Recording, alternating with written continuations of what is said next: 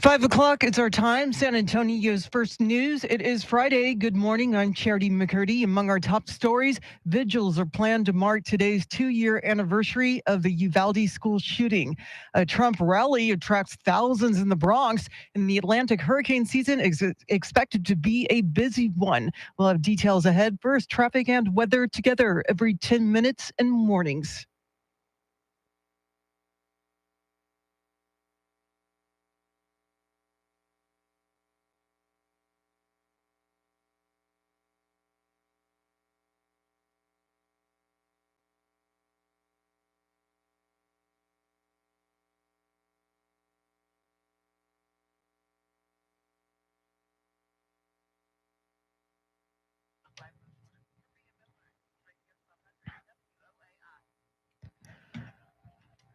Your Weather Channel forecast for this Friday: heat advisory in effect from 1 to 7 p.m. Partly cloudy, a stray shower or storm possible, a high near 100. Tonight's low near 78. Right now, 79 degrees.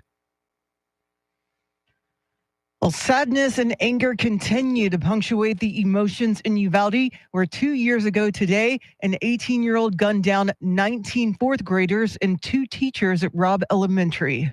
Javi Cazares' 9-year-old daughter, Jackie, one of the 19 children killed. It's been an unbearable 2 years. We all know who took our children's lives, but there was an obvious systemic failure out there. It took hundreds of law enforcement 77 minutes to breach the classroom and take down the gunman. State Senator Roland Gutierrez. I would be lying if I tell you I wasn't still angry or that they're not still angry. Those emotions run deep. The victims' families received a $2 million settlement from the city, a $500 million lawsuit filed against state police. Prayer and candlelight vigils scheduled this evening. In Austin, Chris Fox, News Radio 1200 WOAI. Meantime, a San Antonio woman is running to Uvalde to show her support on the second anniversary of the shooting. Marathon runner Paloma Gonzalez set out around 6 p.m. yesterday to run from her home near Loop 1604 in Marbach to the Uvalde Town Square. A support team in a SAG wagon is accompanying her on her 70-mile run.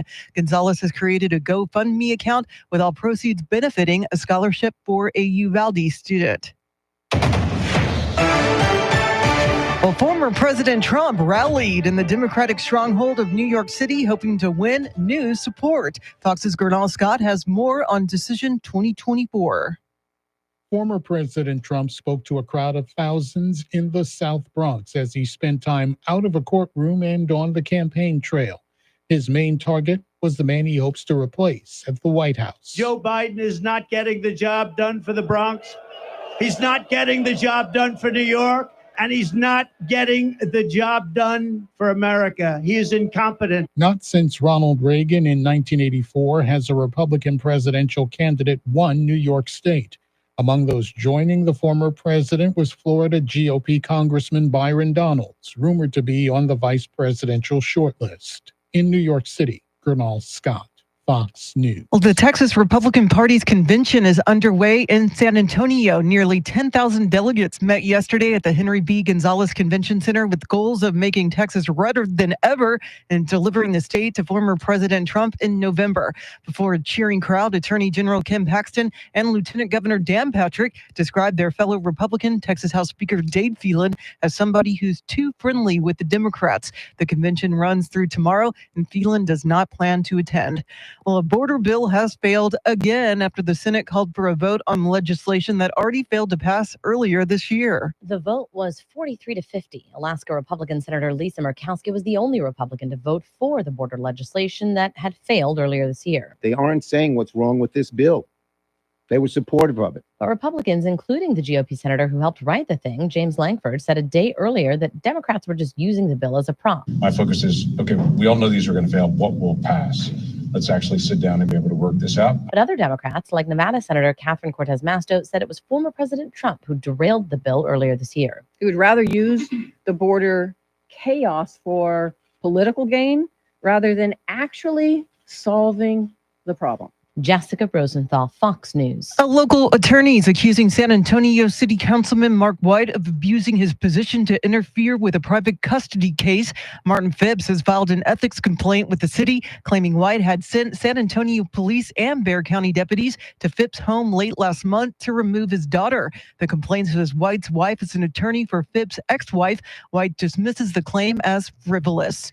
Thousands of doctors from across the country have sent a letter to the Supreme Court asking justices to uphold a federal law that allows emergency room abortions when they're needed to stabilize patients. We don't have time for this decision to go to the hospital ethics board or the hospital legal team to figure out if anyone's going to get arrested. Dr. Audrey Nath at the University of Texas Medical Branch says these life or death situations happen more than people realize, but the Dobbs decision made it more complicated, especially in states like Texas where there is a ban on abortions. The campaign, organized by the left-leaning Committee to Protect Healthcare, argues that doctors need the right to practice medicine without political interference. Well, hurricane season is a week away, and it's looking like it's going to be a busy one. NOAA predicts the most aggressive hurricane forecast ever, including 17 to 25 named storms, 8 to 13 hurricanes, and 4 to 7 major Category 3 or stronger storms. It is 5:06, news at the top and bottom of every hour, along with breaking news as it happens. I'm Charity McCurdy, traffic and weather coming up.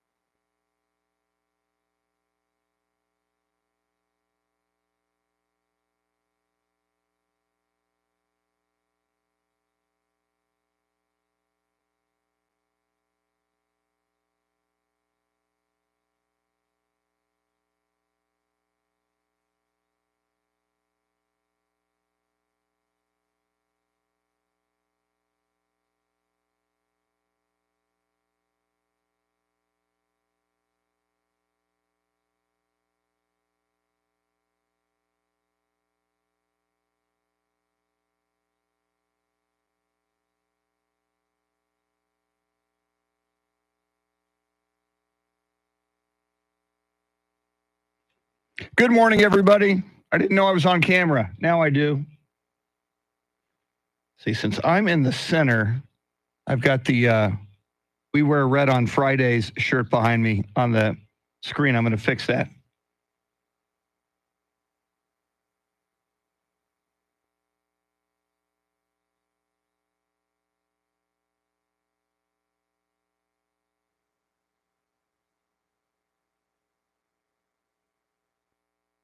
There it is.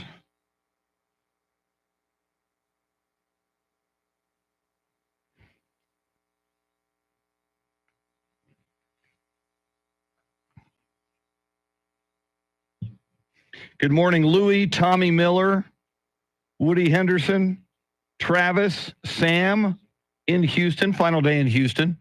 Have a safe trip back to San Antonio, Sam. And Tracy Bogert, the chairman of the Bexar County MAGA Republicans and Marjorie Taylor Greene enthusiasts. Welcome in, Tracy.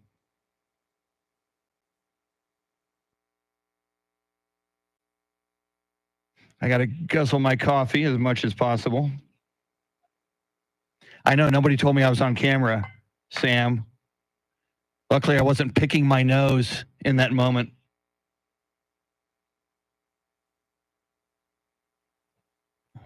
Coffee.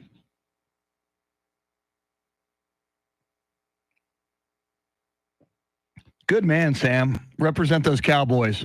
Although I'm a lifelong Cowboy fan.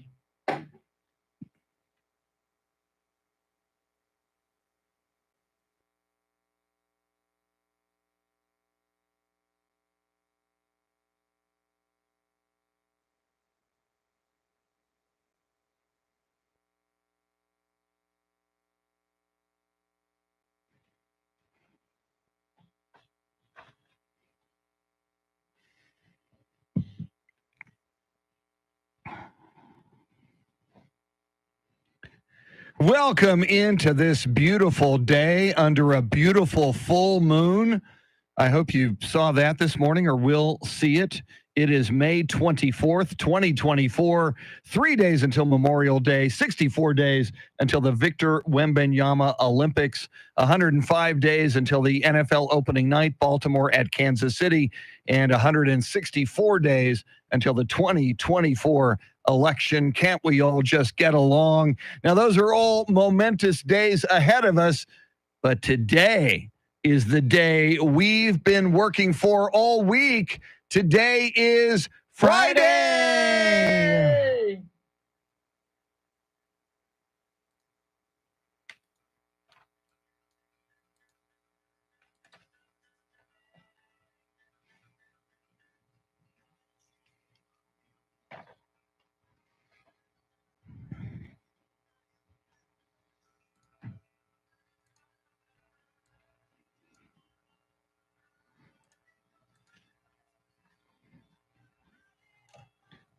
Wake up the kids. Go ahead and let the dogs out. Run naked through the neighborhood. You made it. I made it. Charity made it. EJ made it. Andrew Zimmel made it. Charlie Parker made it. And even on vacation somewhere at the coast, Mr. T, Tim Merriman made it. We made it to Friday. Charity McCurdy, how are you on this Friday morning? It's bittersweet because I'm excited to have a few more extra days to sleep in this holiday weekend. But, we all know what today is, and it's an emotional one for so many of us, not just in the state of Texas, but across the country. Yeah, and you've been mentioning it in your newscast. We'll talk about it throughout the morning. 2 years ago today, that mass school shooting in Uvalde that took the lives of 19 children and 2 teachers. Time, Charity, is so odd. On one level, it seems like yesterday. It's been 2 years. On another level, it seems, that we're very removed from it. It's still surreal to think about just the horror that took place on this day 2 years ago. And all I think of where my heart is today on this 2-year anniversary is with the victims' families. I imagine it's hard to get out of bed every day for them since this tragedy, but especially today. My goodness. Yeah. Tell you what, let's get you caught up on the things you need to know. Let's get you updated on traffic and weather together.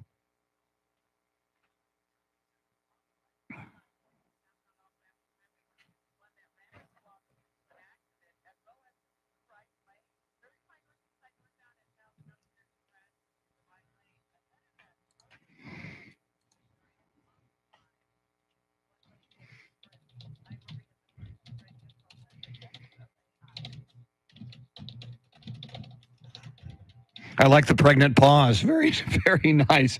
Your Weather Channel forecast. Cloudy early today, partial clearing this afternoon. Forecast high 98 today. We'll see if we get to 100. It's still a possibility. Overnight lows in the upper 70s. Now, tomorrow they're saying mostly sunny with a high of 100. Whenever we hit it, it will be the first triple digits of the year. Sunday morning clouds, afternoon sun. High forecast Sunday for 100. Right now, 76 in Kerrville, 80 in New Braunfels. It is partly cloudy, 79 at News Radio 1200 WOAI.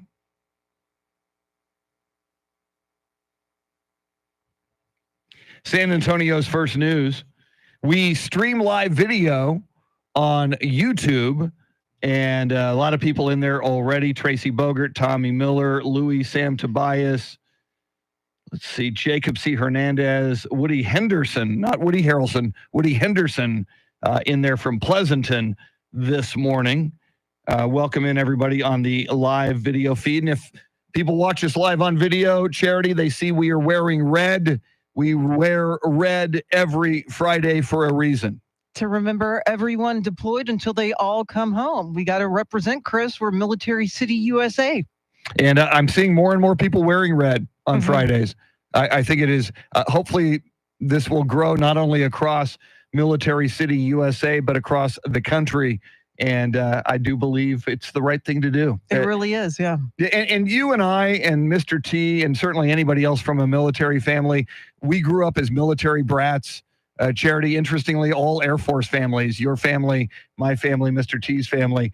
And we also recognize the sacrifice families make. Not easy all the time being a military family member. It's so hard. You're holding down the fort while your loved one, your spouse, is deployed, and so often important days like birthdays or holidays are missed. And it's so important to have the support of your community as families deal with that. And we thank them for all they're doing for our great country.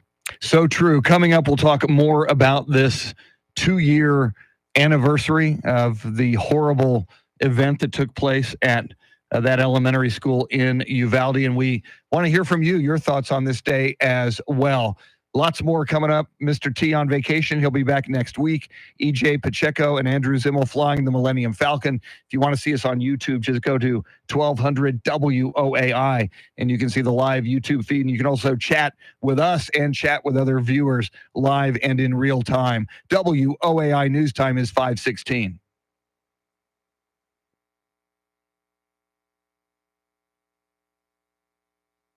The thumbs up. Good morning, Rooster. The thumbs up is, I'm talking to Andrew Zimmel and EJ. They're telling me that I'm clear to talk because they've got to make sure that they've got me down for the live over the air. I'm going to try to put up this. I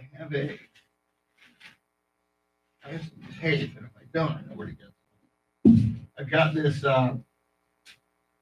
I've got this Uvalde Strong here. I'm going to try to see if I can tape it behind me.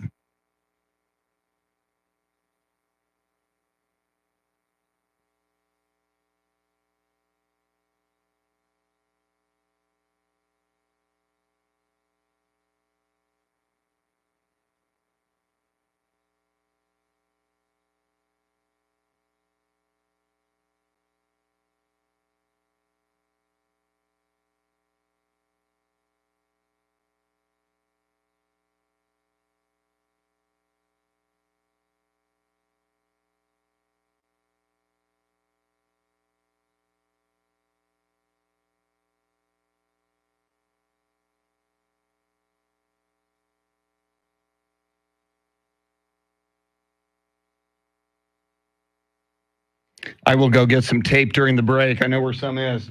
All right.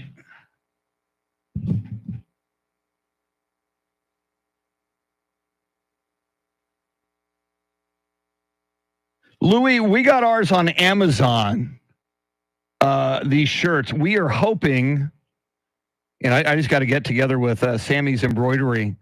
We're hoping to create our own that are similar to this, but say WOAI and San Antonio's First News and San Antonio, Texas. So we will, haven't done it yet.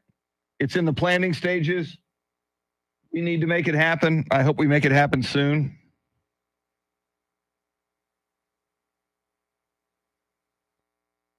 We shall see.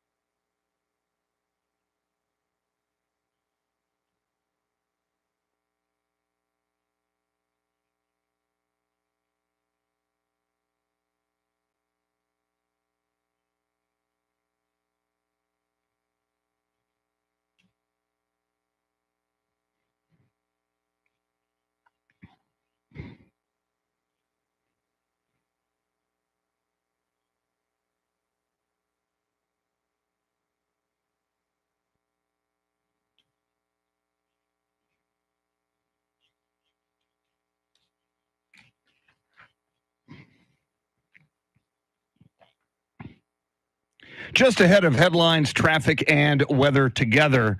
And on this day that we remember the tragedy, the horror of what took place in Uvalde 2 years ago, we're going to want to hear from you as well throughout the morning, and we'll play your comments on the air. We'll talk about that coming right up. But first, Charity McCurdy, what stories are you following?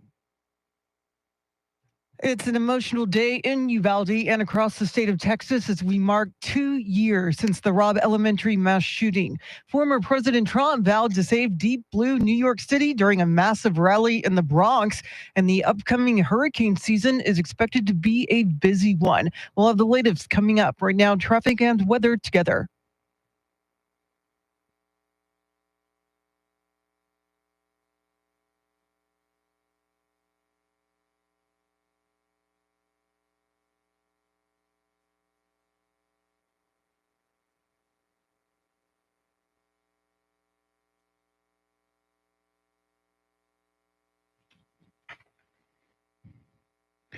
Your Weather Channel forecast: cloudy early today, then partial clearing this afternoon with a high in the upper 90s.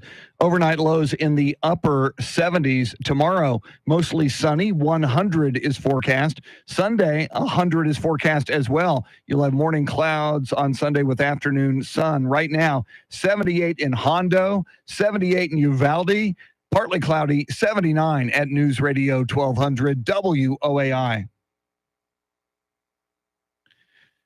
San Antonio's first news. She's Charity McCurdy. I'm Chris Duell. Mr. T on vacation for one more day today.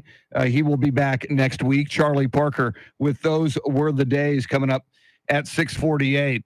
And you talk about it, Charity, just what it must be like in Uvalde today, and most specifically and most importantly, family members of those who lost their lives. It's got to be difficult, and it's times like these you lean on the community to get you through. And I'm sure there's going to be a huge turnout for visuals taking place today to honor the 19 children and 2 teachers who lost their lives in that mass shooting 2 years ago. Really unbelievable that Robb Elementary still stands. I know they're in the process of trying to build a new school. Funds are being raised for that. But, I think it would help if the site of that tragedy was no more. Yeah, I agree with you. And yet, as I think about that, there are so many mass shootings in America. Sadly, we talk about it all the time. We talk about what can be done about that. We talk about mental health. We talk about trying to keep guns out of the hands of deranged people. We support the Second Amendment. We support responsible gun owners, but there are certain people clearly who should not have access to those weapons. And so I wonder, should it be a common practice every time there's a mass shooting to take that building down and rebuild? And sadly, there's so many of these mass shootings across America so frequently. And you think about how we could honor the victims, the lives lost, and what the families of these victims want. And, they've made it perfectly clear the day after the shooting, that they want that minimum age raised to buy a semi-automatic firearm from 18 to 21. But it hasn't happened and likely won't. Of course, that number 18, interestingly, the age of the shooter in Uvalde. So that's one of the reasons families of the victims feel that way. So, Charity, we have a talkback feature on the free iHeartRadio app, and we always want to hear from the listeners. We play comments on the air, and we're going to open it up today. And today, you can always, on a talkback, you can take it anywhere you want. You don't have to stick to the topic at hand, but certainly top of mind this morning is Uvalde. Yeah, and we just want listeners to use the talkback feature on the free iHeartRadio app. Make sure you search the radio station, 1200 WOAI, hit that red talkback button, and just let us know your thoughts, where you were 2 years ago when the tragedy took place, and your thoughts 2 years later. Has much changed? Absolutely, and we'll certainly play your thoughts on the air. And one of my biggest things, Charity, is such a focus, and rightfully so, on the law enforcement response. Botched, I think I heard you use that term recently. It was certainly botched. And I just hope that law enforcement, multiple, law enforcement jurisdictions, I hope municipalities, I hope school districts, I hope lessons were learned here. And, God forbid, next time something like this happens, the response will be better.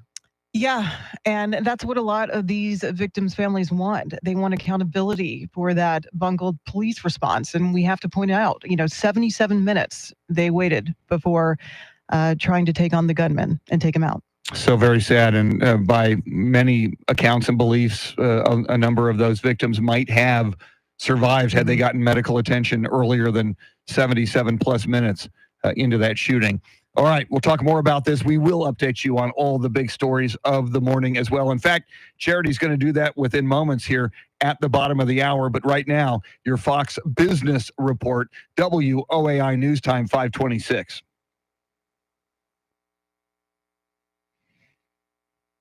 Okay, in a minute, I'm going to go get some tape.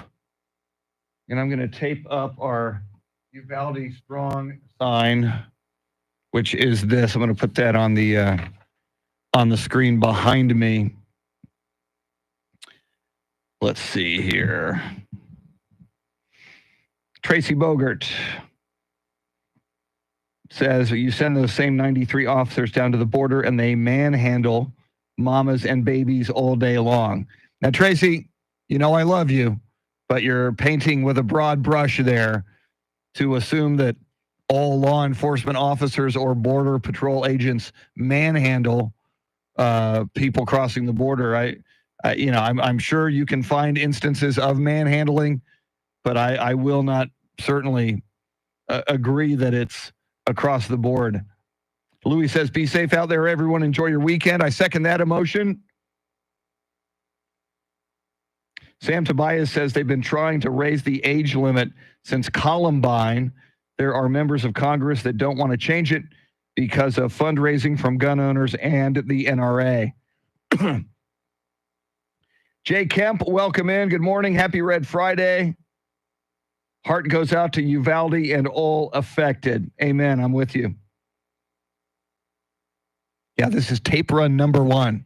Sam, hopefully it's the only tape run of the morning. Tracy Bogert says, the only department I trust is the sheriff's department, whose boss is Sheriff Javier Salazar, and their first priority is taking the shooter out permanently. Yeah, I heard Police Chief William McManus say in the aftermath of Uvalde that, San Antonio Police Department in a case like that, whatever officers respond, their mission, their training, their directive is to take out the shooter.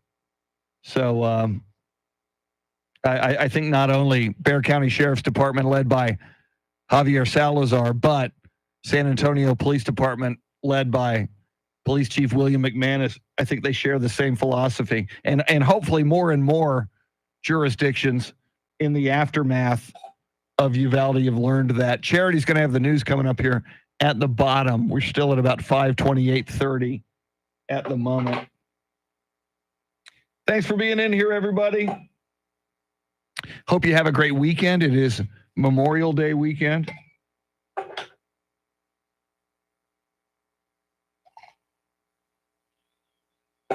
So yeah, as we remember the victims of Uvalde, it's Memorial Day weekend.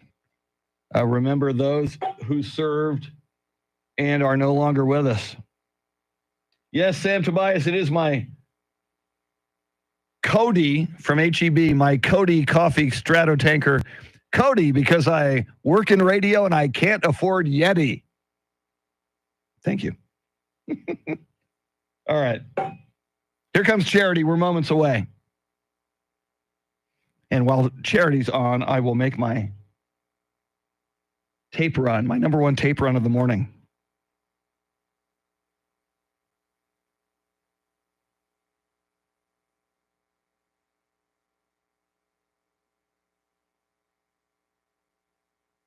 First, an America's Diamond commercial, and then I think Charity.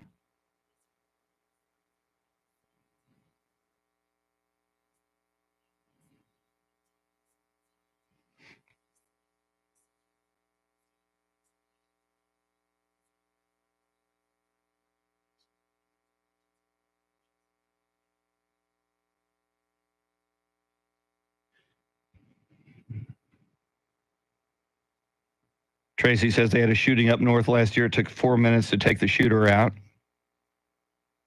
Yeah.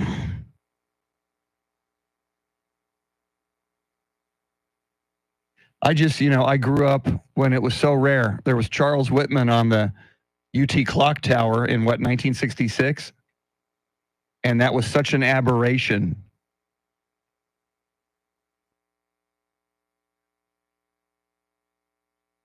Louis, so do I. I'm a big Coast to Coast fan. I go all the way back to Art Bell. I was an insomniac and I didn't have to work mornings.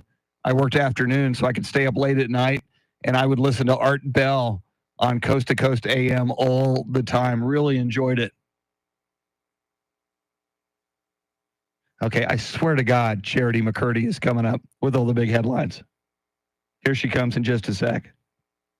Sam, thank God it's Friday. I'm with you.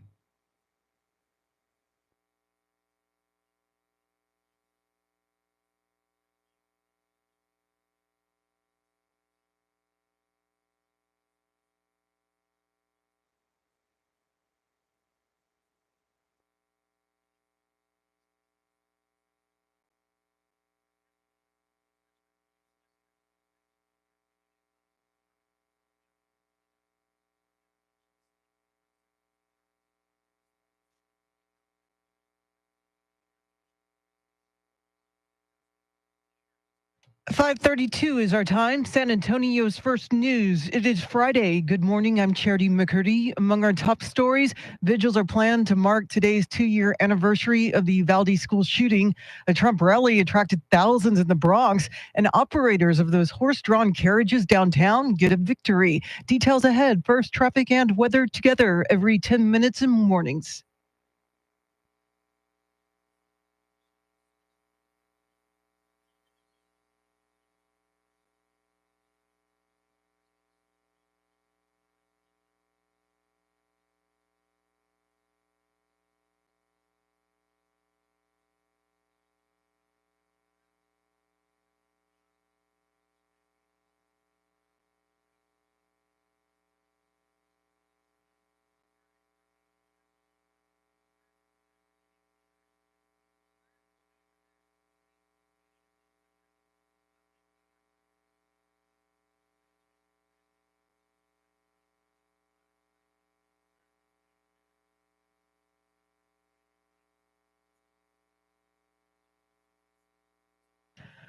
Your Weather Channel forecast for this Friday. A heat advisory begins at 1 p.m. and partly cloudy skies. Could see a stray shower or storm. A high near 100. Tonight's low near 78. Right now, 79 degrees. Well, a candlelight vigil is planned for tonight to remember the 19 children and 2 teachers who lost their lives in the school shooting in Uvalde. Today is the 2-year anniversary of the massacre. State Senator Roland Gutierrez, who represents the region, says the wounds are still wide open for the families involved. Imagine this, every May 24th for the rest of their lives, they will have to live and relive this horrible tragedy. 2 investigations found massive failures in the police response, but since then, many remain on the force. Gutierrez says that's something that does not sit well with families. Many, he says, turn to activism. They want to change state law, raising the age needed to buy an assault rifle to 21. I'm Michael Board. And a member of the Biden administration will be present in Uvalde today. Last September, President Biden created the Office of Gun Violence Prevention, overseen by Vice President Kamala Harris. The office's Deputy Director, Robert Wilcox, is expected to join Uvalde residents today at the vigil. Former President Trump held a rally in the South Bronx. Fox's Brooke Singman has the latest on Decision 2024. Trump's appearance was his first major campaign event in New York in 8 years, drawing an estimated 25,000 supporters when only 3,500 were initially expected to attend. The former president was met with cheers and excitement from supporters as he vows to cut taxes and turn New York City around. I'm here tonight to declare that we are going to turn New York City around, and we are going to turn it around very, very quickly. In 2016, Trump won less than 10% of the vote in the Bronx, and in 2020, he did slightly better with 16%. Trump even took a shot at President Biden at the rally, saying he wasn't getting the job done for the people of the Bronx. President Biden, meantime, is strengthening the U.S. partnership with Kenya as that country prepares to deploy a force to Haiti. Here's Fox's Jared Halpern. President Biden intends to designate Kenya as a major non-NATO ally, citing the country's cooperation on combating terror groups, ISIS and al-Shabaab, and leadership in sending peacekeeping forces around the world. Very grateful for President Ruto's leadership here, multinational effort, but Kenya's willingness to really lead this matters. President Biden thanking Kenya's President William Ruto for deploying 1,000 police officers to Haiti as part of an international force to quell gang violence in the country. The U.S. is not committing troops, the president says, but is providing about $300 million in material and logistical support. At the White House, Jared Halpern, Fox News. Republican Congressman Tony Gonzalez is facing a Second Amendment champion in next week's primary runoff for District 23. Gonzalez's challenger is Brandon Herrera, a gun manufacturer and YouTube personality. Gonzalez got the most votes in the district's GOP primary in March, but did not reach 50%. Herrera came in second with just over 20% of the vote. Gonzalez is running for his third term in the border district, which stretches from San Antonio to El Paso. The primary runoff is scheduled for next Tuesday. Well, there's a second confirmed case of the bird flu in humans. The first case was in Texas. Now the CDC says a second bird flu case has popped up in Michigan. Trend has public health experts worried. Dr. Gerald Parker at Texas A&M says we need to be ready for another pandemic. Should be doing much more right now to kind of test our planning assumptions in case this were ever to go human-human transmission. Right now, it's only dairy workers who are catching it from cows, but wastewater surveillance suggests the virus may be more widespread than we realize. I'm Rex Oates, News Radio 1200 WOAI. A city council board is giving its support to San Antonio's horse-drawn carriage operators. The city's thinking about banning the carriages altogether or just in the downtown area. Carriage companies say they'd be put out of business either way. The Transportation Advisory Board voted this week to recommend city council consider keeping the carriages in San Antonio and especially downtown. The board doesn't have the authority to require the city council to follow its recommendations. It is 5:37. Now with breaking crime news from around the country, here's Nancy Grace.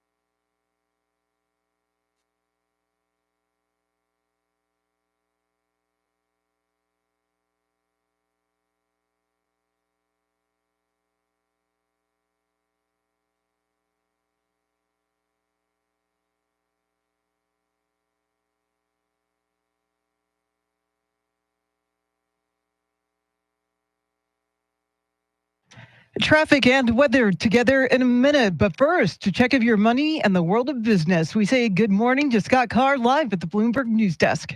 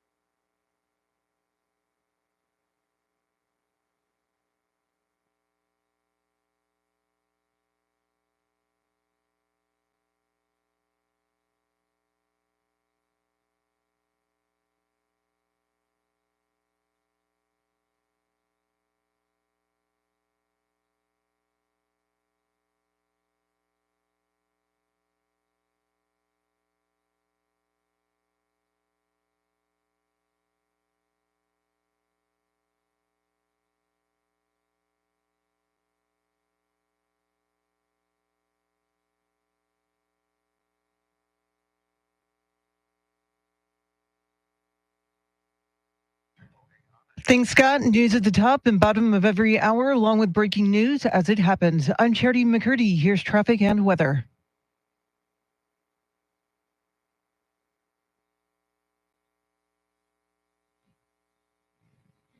I do have it's hard to see, the Uvalde Strong sign is up behind me, but that's what it is.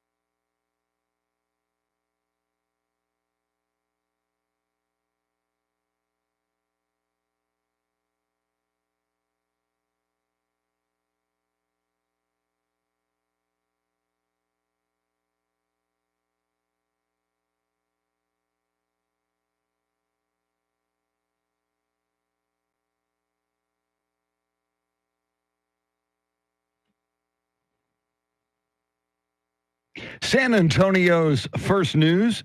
She's Charity McCurdy. I'm Chris Duell. Mr. T wrapping up his vacation. He's been at the coast this week. He will be back with us next week. Charlie Parker coming up with Those Were the Days in the next hour, 6:48 to be exact. EJ Pacheco and Andrew Zimmel flying the Millennium Falcon, and Andrew Zimmel doing multiple duties as always. He is directing and producing the live video stream on YouTube. Lots of people in there joining us this morning on YouTube. You can as well. Go to YouTube, look for 1200 WOAI to click into the live feed. And Charity, we're talking about it this morning, and we should. It is the 2-year anniversary of the horrible day in Uvalde at Robb Elementary School where 19 children and 2 teachers lost their lives. And, it's a community that is still very much attempting to heal. It may be 2 years, but, I've said it before, but it bears repeating that, this is a recurring nightmare for these families. It's the first thought that enters their head when they wake up in the morning, and that's if they were able to sleep through the night. This is just every parent's absolute worst nightmare. And every day, I'm sure they struggle to continue, but they are the voice right now for their children, and they're hoping to make meaningful change. But it's unfortunate because it doesn't seem like a whole lot has happened in the last 2 years. Yes, there are now intruder audits taking place at schools to make sure someone who is intent on doing harm does not have access to schools. But, there's so much more that these families want to see happen. And that includes changes in gun laws and includes holding the police that were there that day that waited more than an hour to breach the classroom accountable. And I would imagine these parents, Charity, and family members of the victims, whenever there's a mass shooting again, I know in my life, my brother was killed in a plane crash. It was a military plane crash in 1980. And every time to this day, that was, my goodness, 44 years ago. He was 32 years old. I was 20 years old at the time. Every time there's a military plane crash or a helicopter crash, he was flying an F-101, a fighter jet. I flash back to October 22nd, 1980. I'm back there. To that day. And I would imagine for the families in Uvalde who lost loved ones, children in most cases, 2 teachers, whenever there's a mass shooting again, they go back to this day 2 years ago. And they replay the moments leading up. The last time, keep in mind, this was the final day or days of school. So I think there was an award ceremony that was held for many of these kids. and they hugged their kids and took pictures with them. And we'll see you after school. We'll pick you up. We'll go get you ice cream. You made the AB honor roll. And then they get the call. They see the breaking news updates. And I'm sure for so many of these parents, they're replaying in their head, what could have I done differently that day? And the guilt that they live with, even though they're not the ones to blame. But I mean, there's just got to be absolutely physically and emotionally exhausting. And it's changed their lives, but also the lives of so many of us that have small children that are still in school, because it was a huge wake-up call that your children's safety is not guaranteed when they go to school. We will talk more about this. We will hear from you on the Talkback feature on the free iHeartRadio app coming up. We'll go back in time. We'll play Flashback, try to figure out what year we land in. You can play with us as well. See if you can figure out what year we go back to in Flashback. That's coming right up. WOAI News Time 546.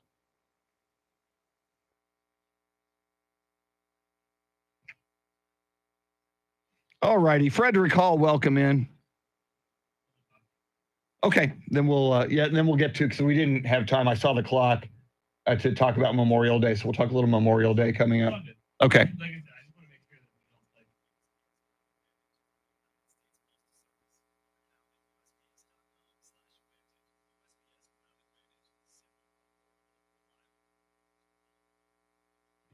Frederick, welcome in.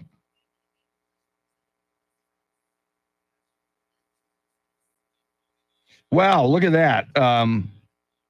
Frederick Hall says 2 years back, tragedy struck Uvalde.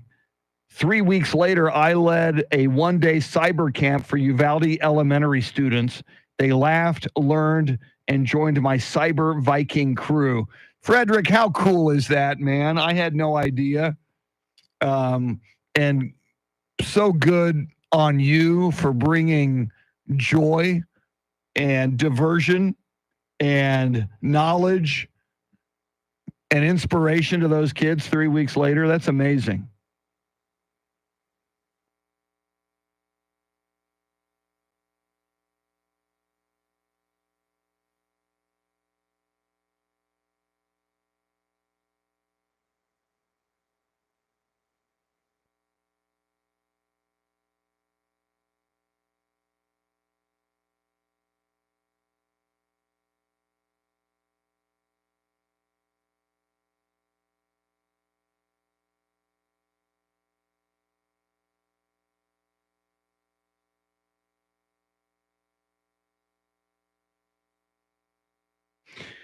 Tracy says, keep in mind, while some of those children were being killed, there were DPS officers standing outside.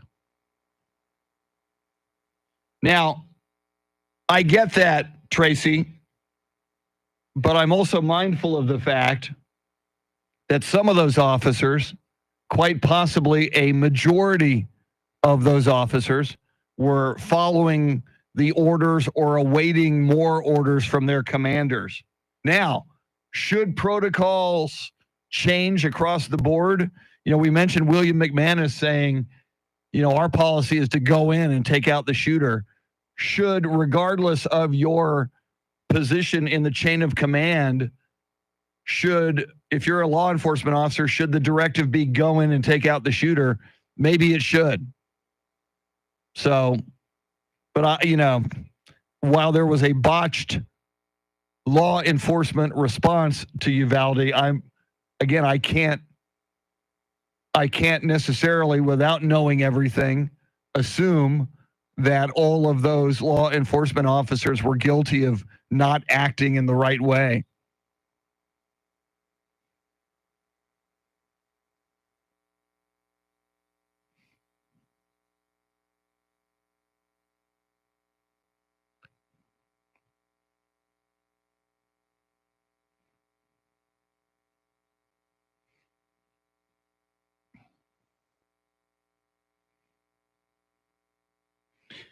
Sam, I actually talked to a good friend who lost their daughter in Uvalde 2 years ago. They said it's hard to go into their daughter's room knowing she's not there anymore. My God. Yeah, I imagine.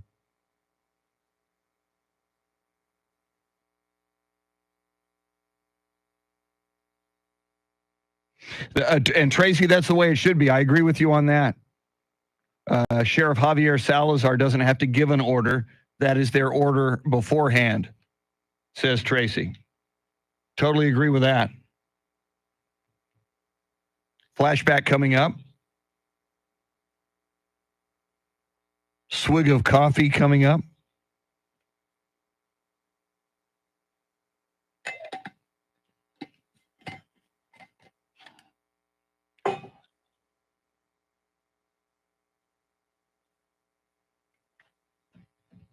We are running late this half hour, but it's the way it goes.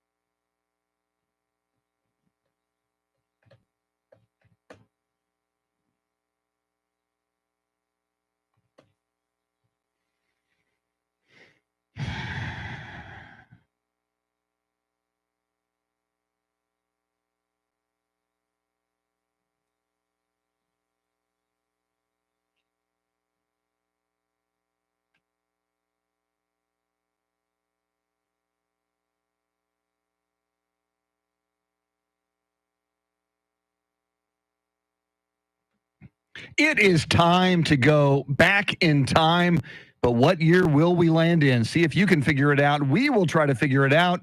Let's play flashback.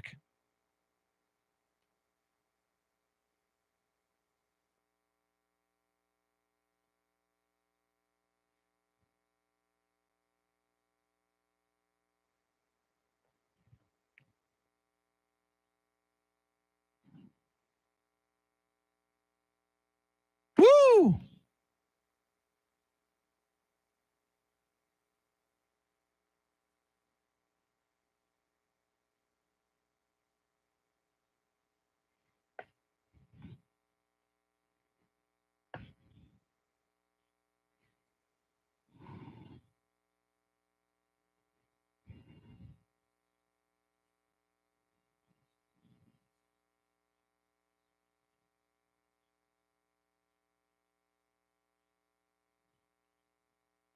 Charity, I have no idea on this one. You got a feel? Yeah, let's go 2007. 2007. Let's find out.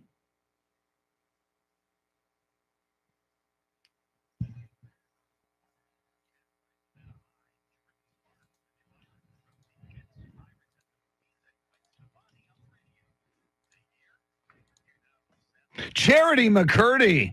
Nailed it. Outstanding. Congratulations. Thanks. Charity, what other stories are you following? A vigil is planned in Uvalde today to mark 2 years since 19 children and 2 teachers lost their lives in a mass shooting at Robb Elementary.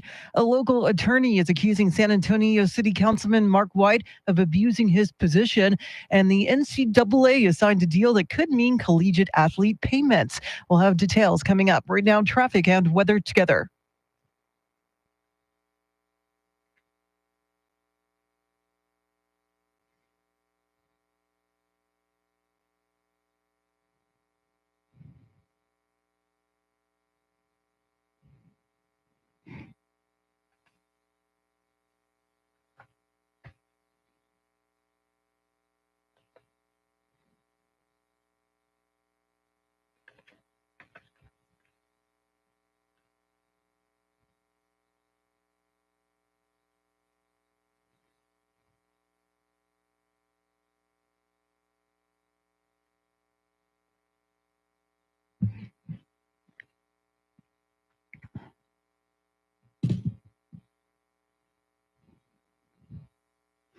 Your Weather Channel forecast, cloudy early with partial clearing this afternoon. Forecast high in the upper 90s. Now a heat advisory today from 1 p.m. to 7 p.m. Your heat indices could be as high as 112.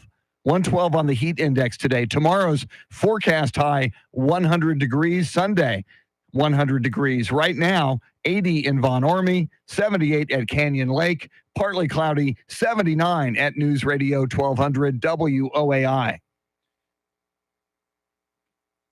San Antonio's first news.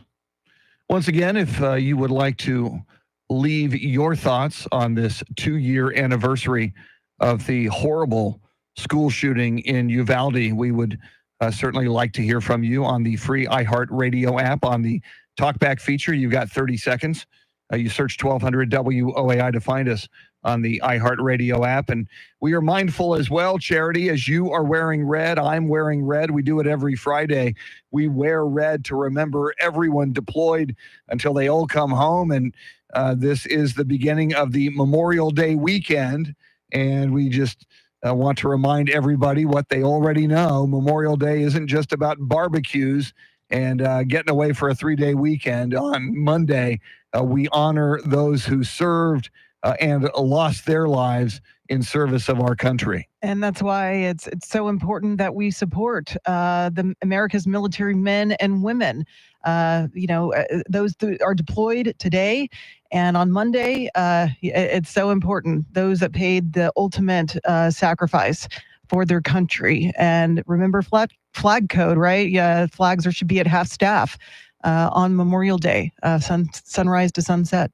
I've got a father and a brother buried at Fort Sam Houston National Cemetery. We're going to have a service there for my mom in about a week or so. And I was there for a funeral of my brother-in-law, Rusty Daring, in late April. And just to walk through their Charity and to see the heroes, the names on those, markers on those tombstones throughout Fort Sam Houston National Cemetery. It's so very moving, and you can read and often looking at the date they died, the day they were born, you get a sense of how old they were. It's just so moving that we have such a national cemetery right here in San Antonio. And my grandfather is buried at Fort Sam, and living on Randolph Air Force Base as a kid, hearing taps, I would get emotional.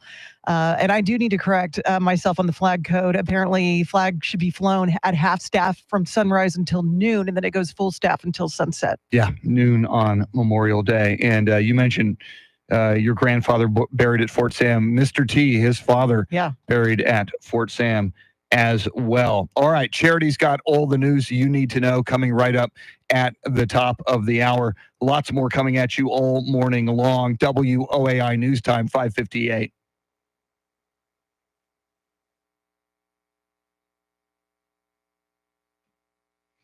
All right.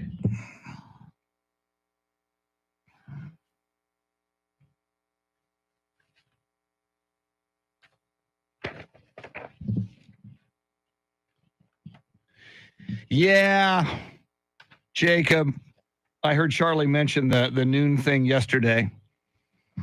That's not an easy one to remember, though, and I find it odd. I know that's the deal, noon on Memorial Day, but makes you wonder why we don't keep it at half staff all day on Memorial Day. Thank you, Louie. Time to go punch the clock for Sam Tobias. Sam, if you're still here, thanks for hanging with us for an hour. We appreciate it. Tracy Bogert, the last 2 District 10 councilmen have gotten driving while intoxicated charges, and one of those is running for mayor, I understand. Is it Clayton Williams? Jay Kemp headed to work. My grandboys that you gave a shout out to the other day when I was in Florida told their parents, we are famous. WOAI said our names on the radio. Thanks again. We're happy to do it. We're all about the shout outs here, especially shout outs for kids, but that goes for anybody in here. You got a special shout out. We're all about it. We're happy to do it. We especially appreciate you, those of you who are regular listeners or regular viewers. So whatever, anytime we can do a shout out, we're happy to.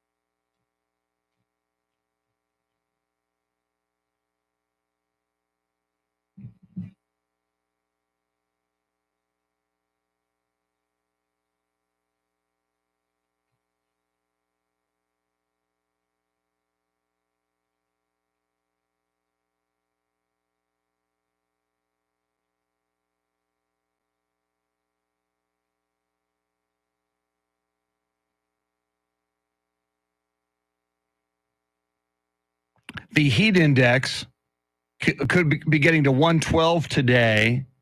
The guy on Fox 29 just said it's going to be 111 today in the 4 o'clock hour. So that is troubling. Heat advisory from 1 p.m. to 7 p.m. tonight. Let me double check that. 1 p.m. to 7 p.m. Correct.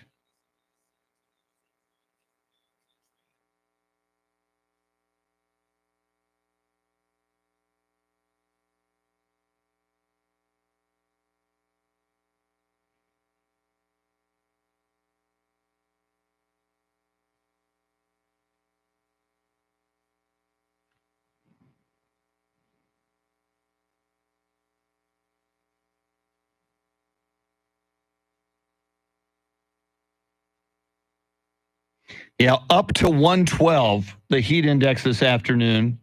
Here comes Charity.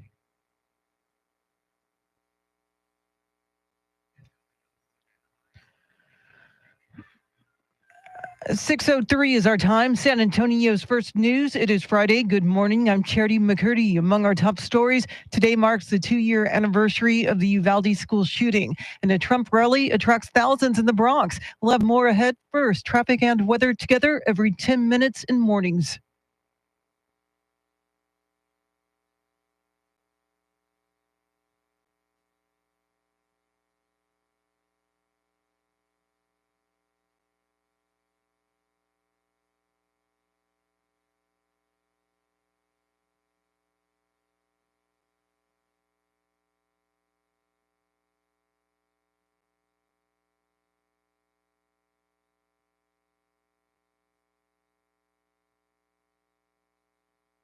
Your Weather Channel forecast for this Friday. A heat advisory begins at 1 o'clock this afternoon. Partly cloudy, a stray shower storm possible, a high near 100. Tonight's low near 78. Right now, 79 degrees.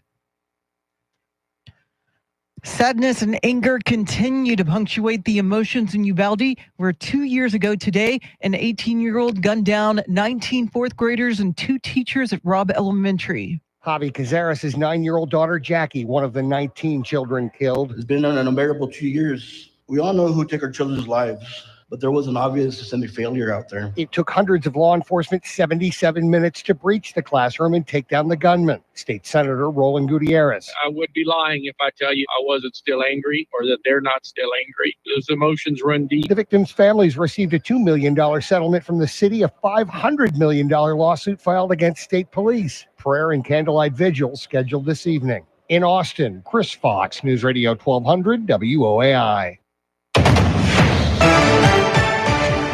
Well, former President Trump rallied in the Democratic stronghold of New York City, hoping to win new support. Fox's Gernal Scott has more on Decision 2024.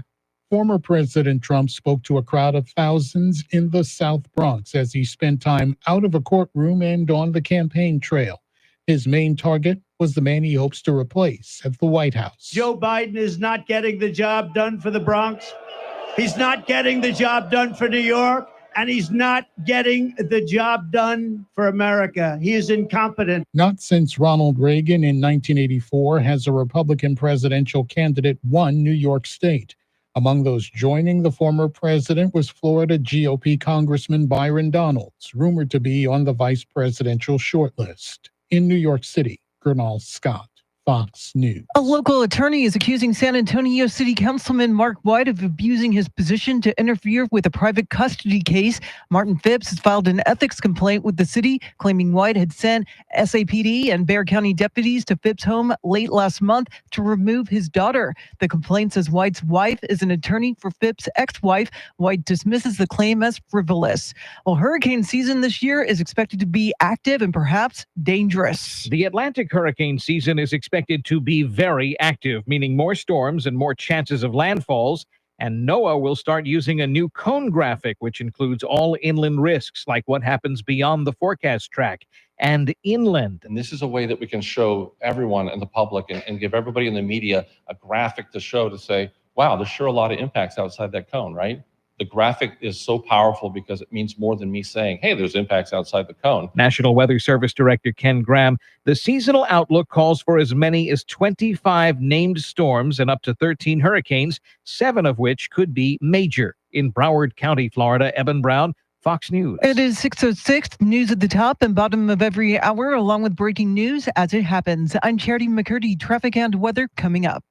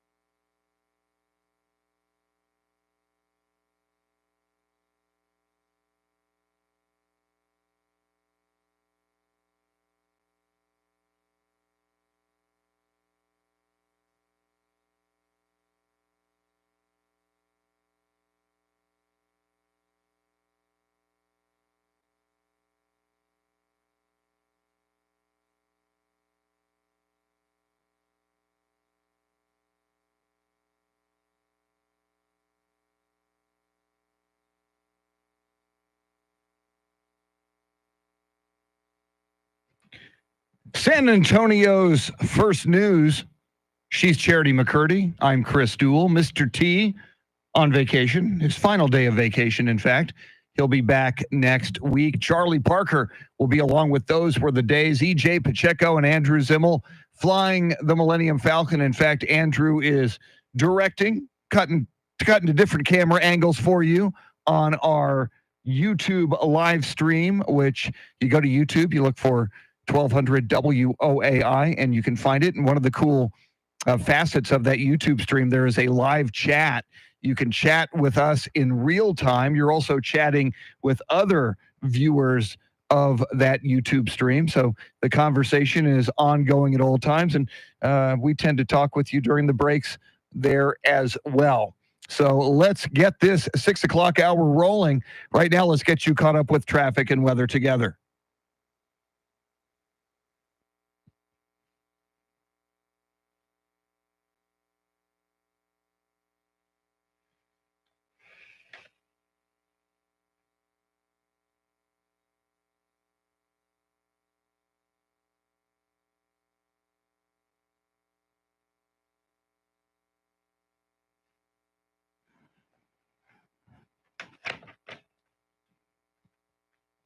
Your Weather Channel forecast, cloudy earlier today, then partial clearing this afternoon with a high of 98. But the big story is the heat advisory between 1 p.m. and 7 p.m. today. Heat index could be up to as high as 112 this afternoon, right around the 4 o'clock hour. So be very, very careful out there. Tomorrow's forecast high 100. Sunday's forecast high 100. Overnight lows in the upper 70s. Right now, 76 in Kerrville, 80 in New Braunfels. It is partly cloudy, 79 at News Radio 1200 WOAI.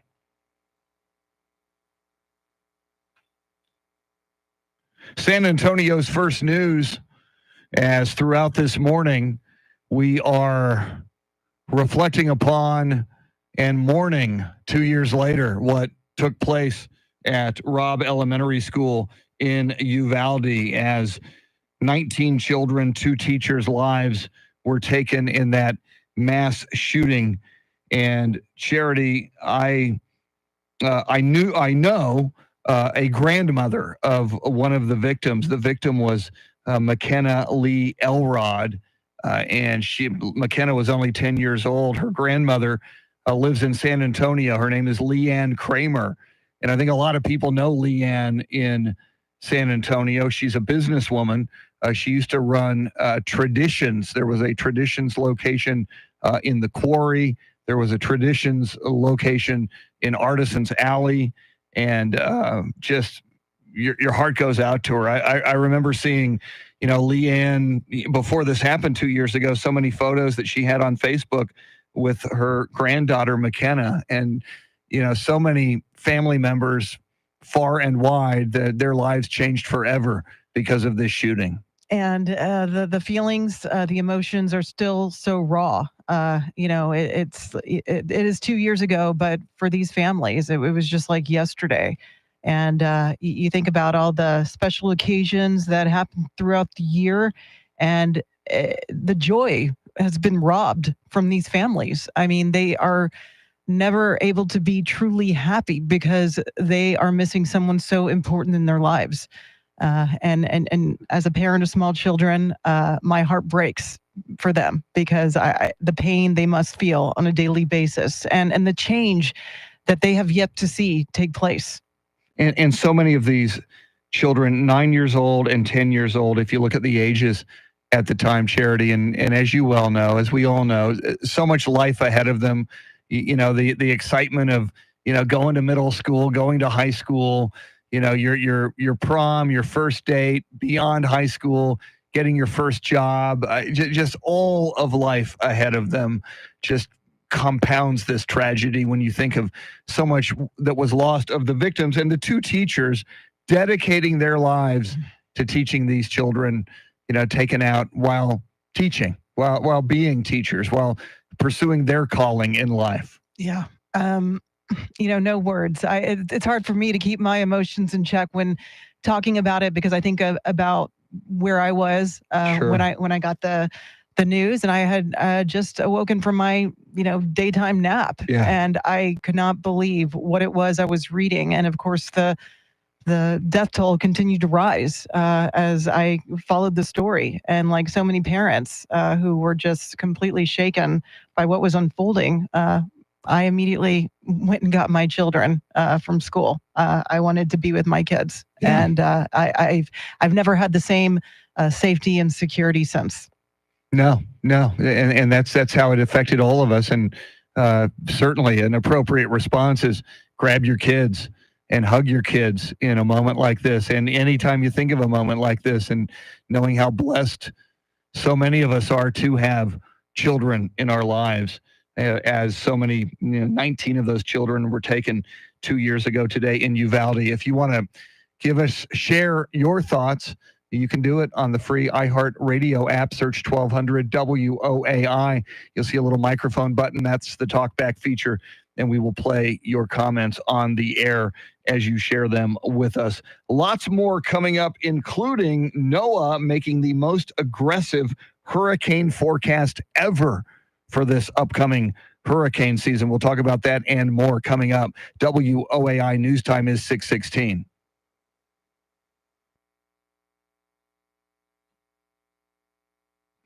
Welcome in, Sleepy. Good morning, bums. Traffic is already going crazy, says Sleepy.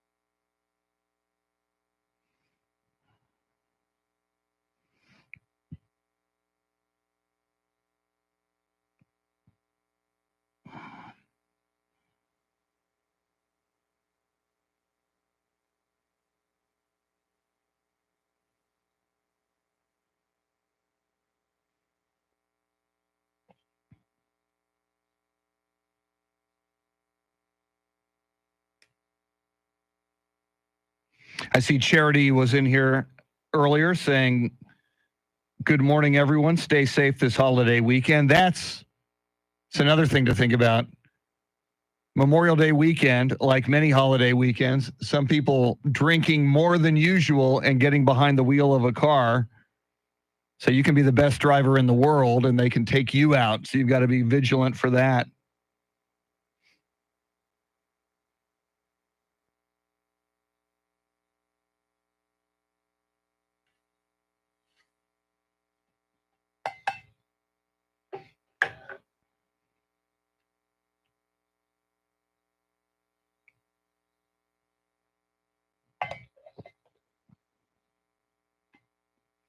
Tim says, thank goodness I am not going out this weekend. Yeah, little did I know when I got older, I would aspire to not go out. To me, it's a victory if I can stay home all day and all night. Just don't have to go out.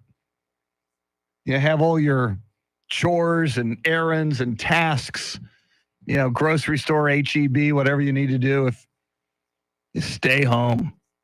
So it's a rare luxury for me these days.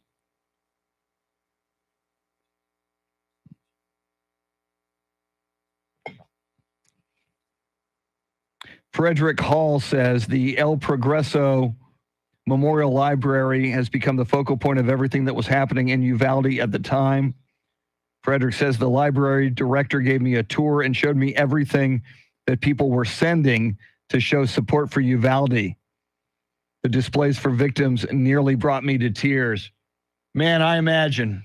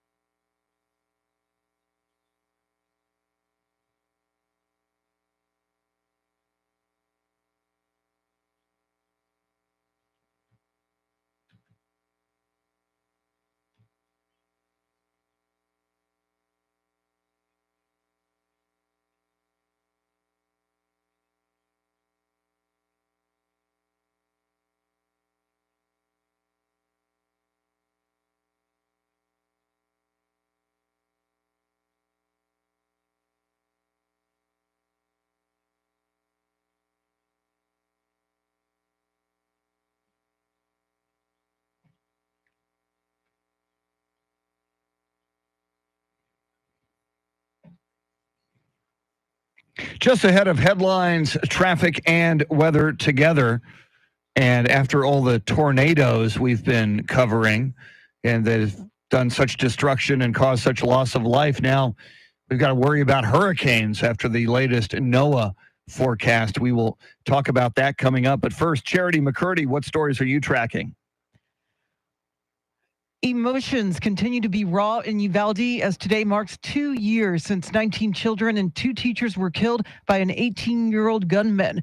San Antonio is playing host to the Texas Republican Convention this weekend, and as expected, a border security bill in the Senate failed again. We'll have the latest coming up. Right now, traffic and weather together.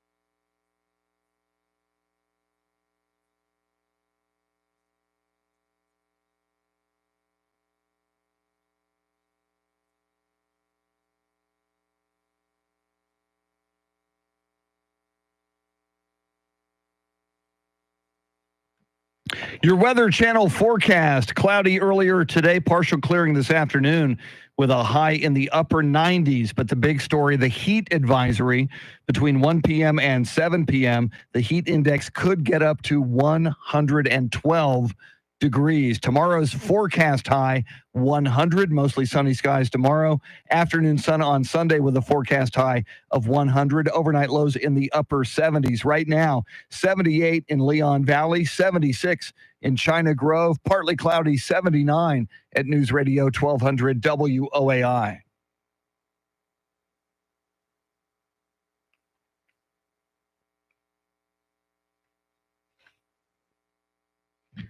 San Antonio's first news, that's Charity McCurdy. I'm Chris Duell.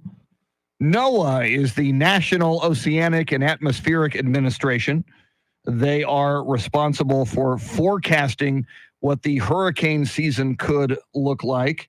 And Charity, NOAA has made what is being called the most aggressive hurricane forecast ever for the hurricane season.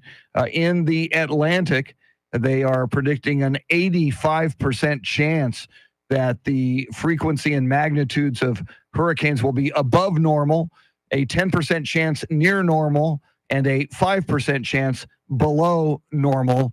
Looks like we're going to have to batten down the hatches. Yeah, basically, bottom line, brace yourself. I mean, 17 to 25 named storms, 8 to 13 hurricane status, 4 to 7 reaching major hurricane status. That's category 3 or higher, well above average.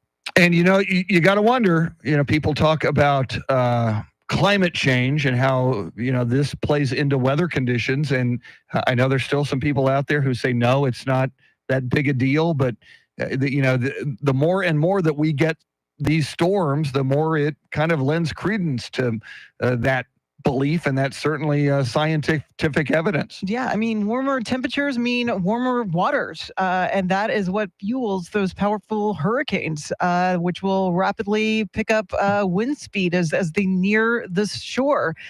So basically, you got to heed those warnings. If you're told to evacuate along the Texas Gulf Coast, don't wait.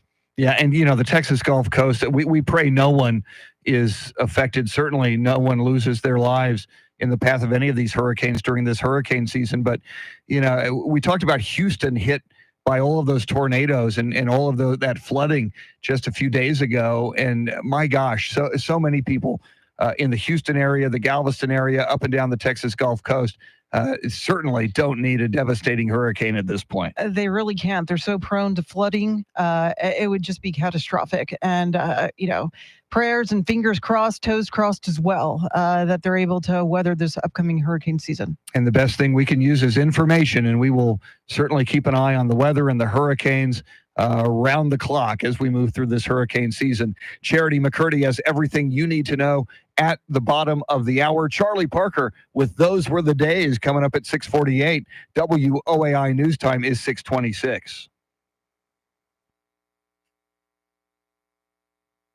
Steve DeRocco is in here. Good morning, Rocket Man. THE Rock.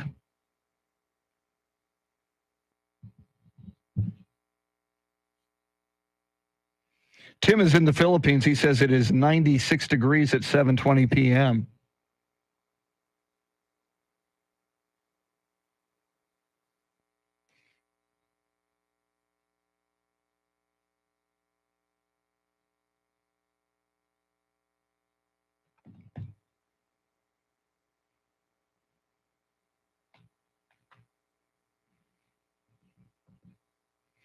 Hey, Rocket Man, I am open to a possible pool action today. However, I showed you the situation at my pool. They've got it roped off with police tape. I don't know what kind of renovations they're doing on the pool, but with a 112 degree possible heat index today, this might be the day I jump in the pool if they open it up. So, Rocket Man, I will take a look as I drive home today and update you. Yeah, Jacob, Steve DeRocco is The Rock, the original Rock, by the way, also known as Rocket Man.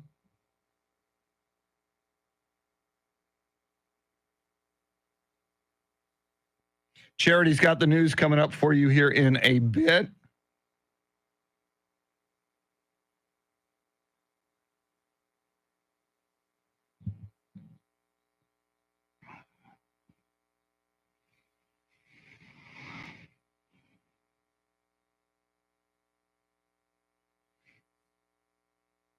Yeah, Tim says 20 named storms and 8 typhoons are predicted. Jake the Snake. Jacob, that's not bad. Jake the Snake. Now, Jake Plummer, now I know, obviously, Ken Stabler was the Snake. But Jake the Snake, Jake Plummer, I don't think it was Jake the Snake. Or was he? That would be a great name. Yeah, Rocket, let's look into it. Hopefully, and it's been that way all week. They've been working on the pool. Hopefully, they were targeting Friday, realizing it's Memorial Day weekend. But I will make it a point when I get home to look at it and update you if that's a possibility. I've been with this week, I got up a little earlier than usual. I got to answer Charity. So I probably going to nap until about 2:30 or 3.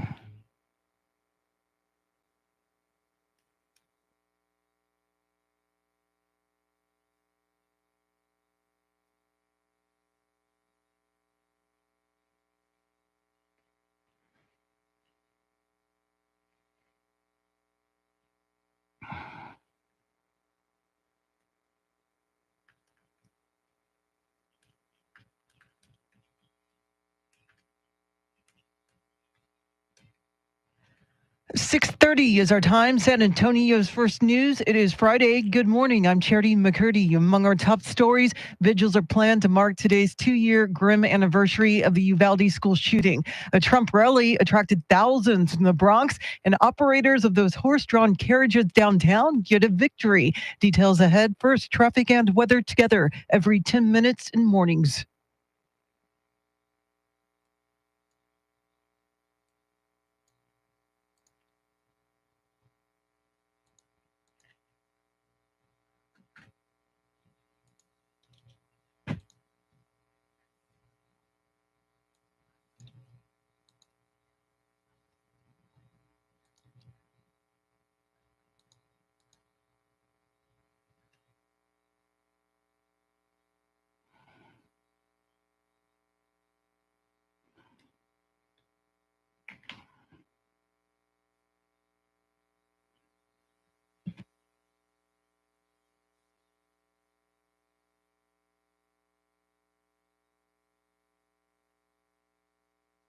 Your Weather Channel forecast for this Friday. Heat advisory begins at 1 o'clock this afternoon. Partly cloudy, stray shower or storm is possible. A high near 100. Tonight's low near 78. Right now, 79 degrees.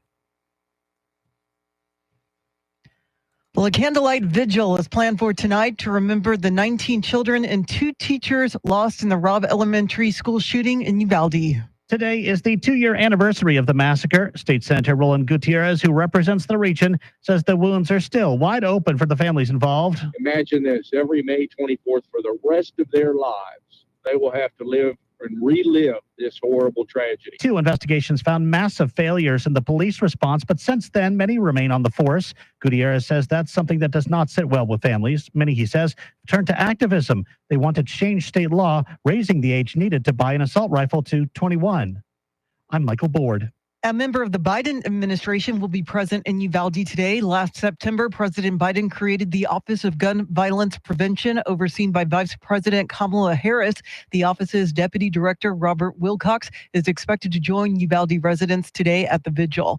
And a San Antonio ultra marathon runner is honoring the victims with a run to Uvalde. At 6 p.m. Wednesday night, San Antonio Children's Hospital pediatric nurse and distance runner Paloma Gonzalez started on her estimated 70-mile journey from her home near Loop 1604 in Marbach to the Uvalde Town Square.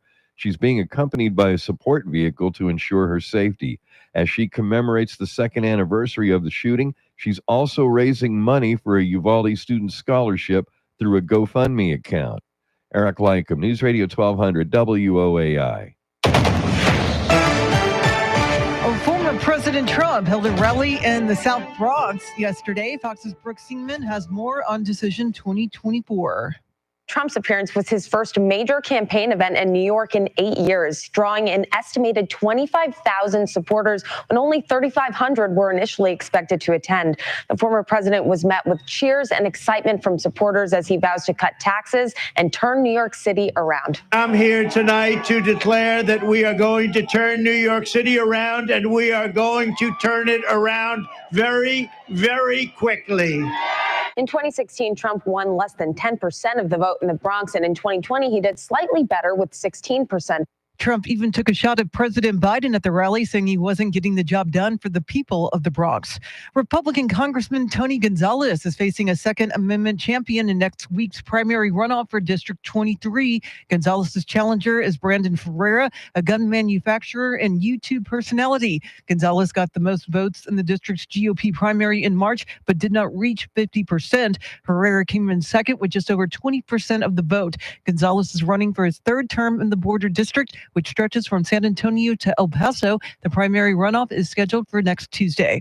Well, Israel's army says it's recovered the bodies of 3 hostages taken by Hamas. The 2 Israeli residents and a French-Mexican tourist were killed during the October 7th attack by Hamas and their bodies taken into Gaza. The remains of Hannah Yablonka, Michael Nisbaum, and Orion Hernandez were recovered during an overnight operation in Jabalia in Gaza's north. The Israeli military says intense combat was involved. Posting on X, Israel's President Isaac Herzog wrote his heart goes out to the victims' families. Hamas is believed to still hold 125 hostages, of whom 39 are already dead. Jonathan Savage, Fox News. A city council board is giving its support to San Antonio's horse-drawn carriage operators. The city's thinking about banning the carriages altogether or just in the downtown area. Carriage companies say they'd be put out of business either way. The Transportation Advisory Board voted to recommend City Council consider keeping the carriages in San Antonio and especially downtown. The board doesn't have the authority to require the City Council to follow its recommendations. Well, there is a second confirmed case of the bird flu in humans. The first case was in Texas. Now the CDC says a second bird flu case has popped up in Michigan. Trent has public health experts worried. Dr. Gerald Parker at Texas A&M says we need to be ready for another pandemic. Should be doing much more right now to kind of test our planning assumptions in case this were ever to go human-human transmission. Right now, it's only dairy workers who are catching it from cows, but wastewater surveillance suggests the virus may be more widespread than we realize. I'm Rex Oates, News Radio 1200 WOAI. Well, Texans will want to watch the skies this summer after federal forecasters predict the busiest hurricane season ever. The National Oceanic and Atmospheric Administration says we can expect between 17 and 25 named storms this year. 4 to 7 of those could be hurricanes of Category 3 or higher. Last year, hurricanes caused more than $4 billion in damage, even though most of them did not make landfall. Hurricane season starts June 1st and ends on November 30th. Well, college sports will have a very different economic structure in the near future. The 5 power conferences, the Pac-12, SEC, Big 12, Big 10, and the ACC, and the NCAA have agreed to let schools directly pay players for the first time. The leagues and the NCAA are prepared to move forward with a multi-billion-dollar agreement to settle 3 pending federal antitrust cases. More than $2.7 billion will be paid out by the NCAA over 10 years to past and current athletes, and a revenue-sharing plan has been agreed to. Each school will be allowed to share up to roughly $20 million per year to athletes, with all Division I athletes going back to 2016 able to receive a share of the settlement. Schools will likely start sharing revenue in the fall of 2025, as the settlement terms must be approved, a process that is expected to take several months. Joe Morgan, Fox News. It is 6:37. Traffic and weather together in a minute, but first, to check of your money in the world of business. Scott Carr is live at the Bloomberg News Desk.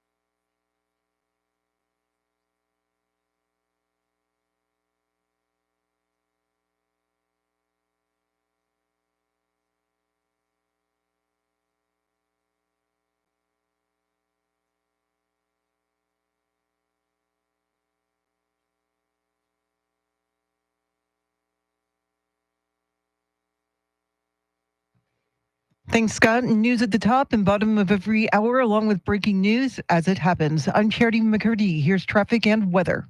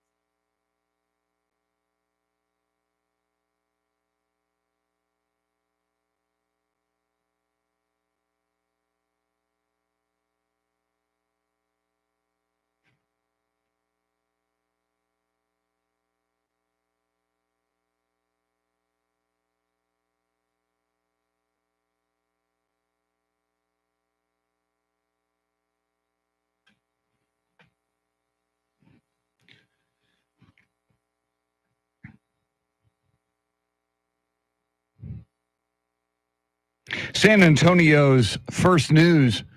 She's Charity McCurdy. I'm Chris Duell. Mr. T wrapping up his vacation.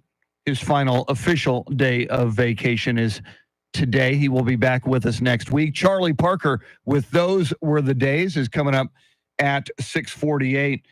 And Charity, we are talking about and we are reflecting upon the 2-year anniversary today of that horrible tragedy, the school shooting at Robb Elementary School in Uvalde. And looking forward, just after the top of the hour, Charity, you and I are going to read the names of those who lost their lives 2 years ago today in Uvalde. 19 children, 2 teachers.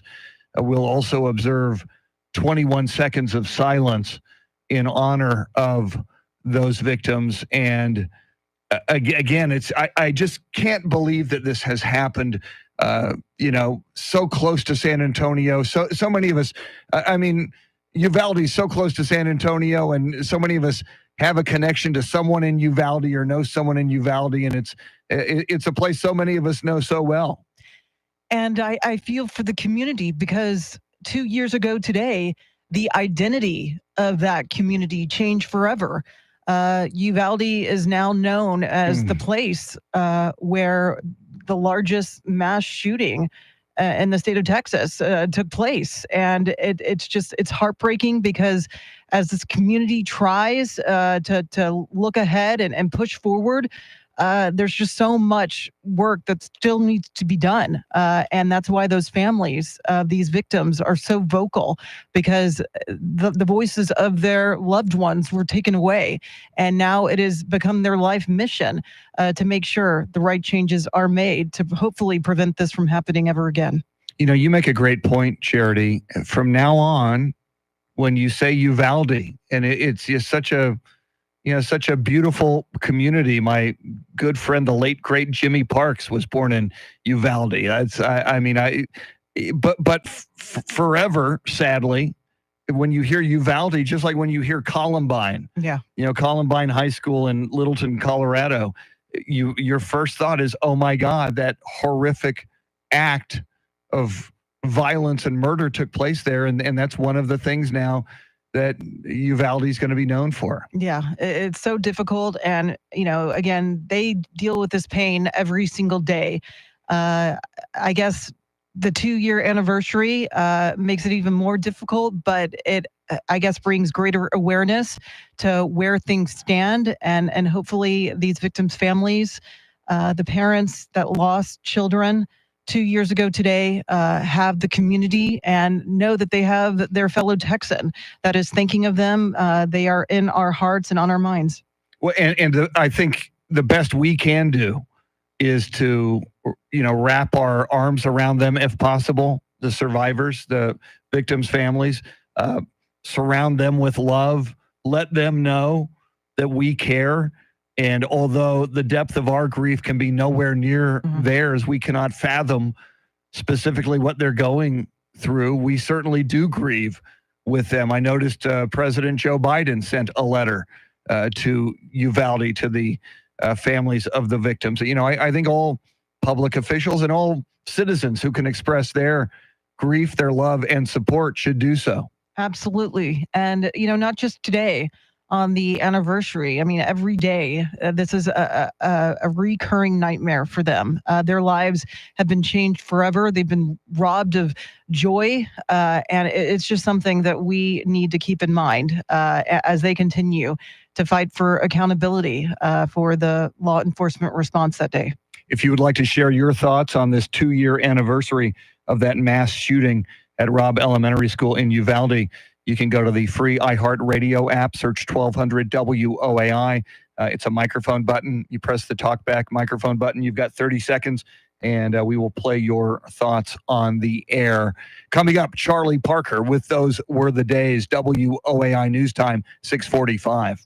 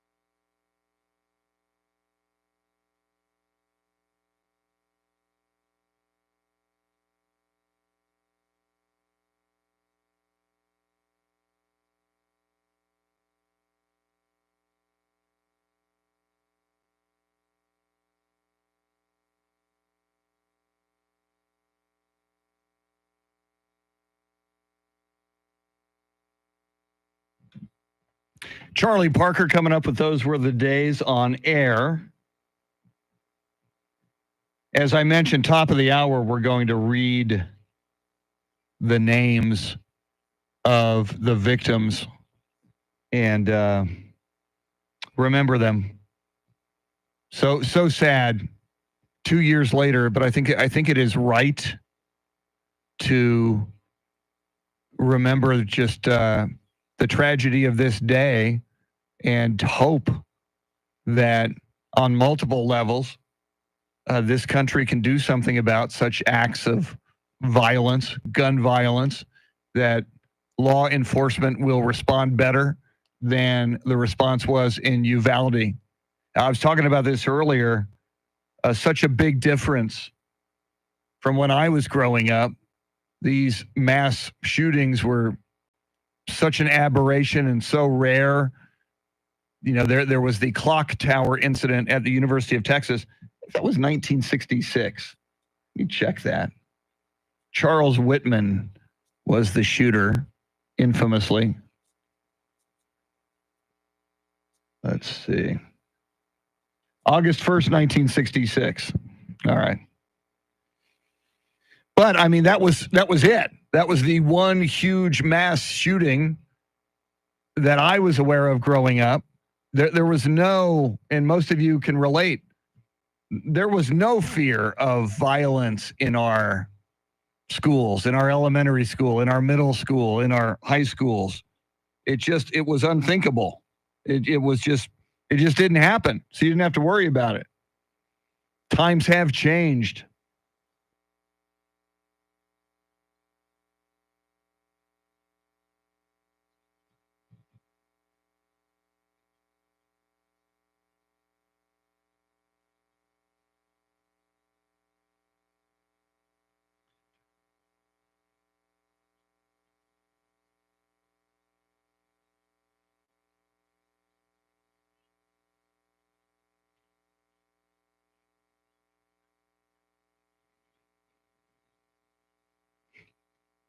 Here comes Charlie.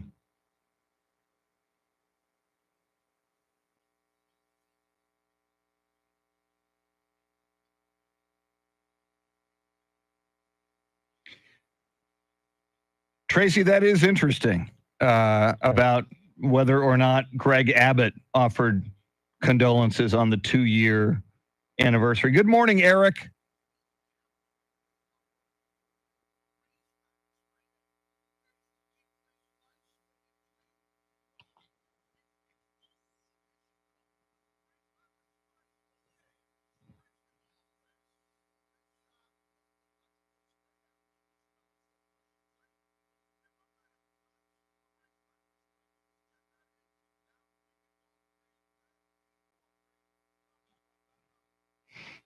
I just checked that you guys can't hear Charlie Parker doing "Those Were the Days" on the live feed. I did not know that.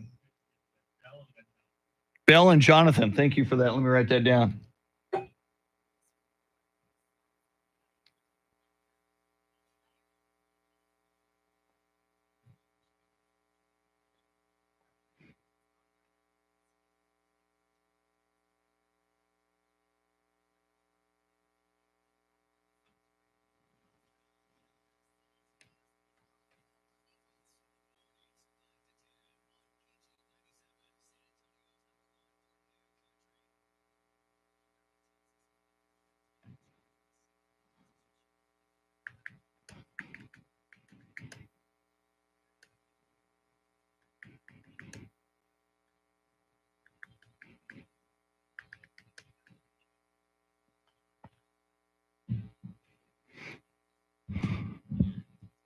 Sleepy says, unfortunately, I think it will get worse before it gets better. We have a lot of people coming over the border, and we have no idea who they are or why they are here. Sleepy, that is very frightening. You think about terrorism,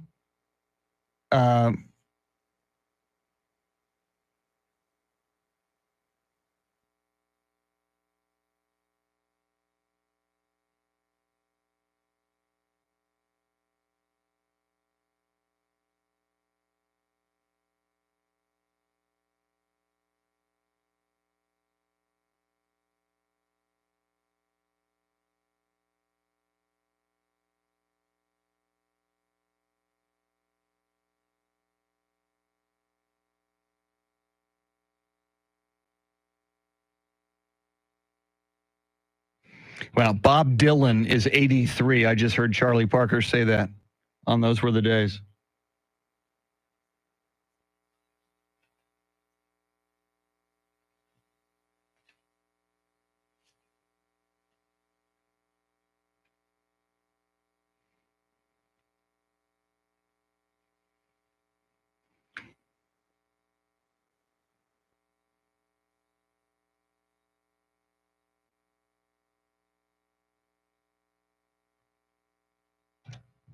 Today marks 2 years since 19 children and 2 teachers lost their lives in a mass shooting at Robb Elementary in Uvalde.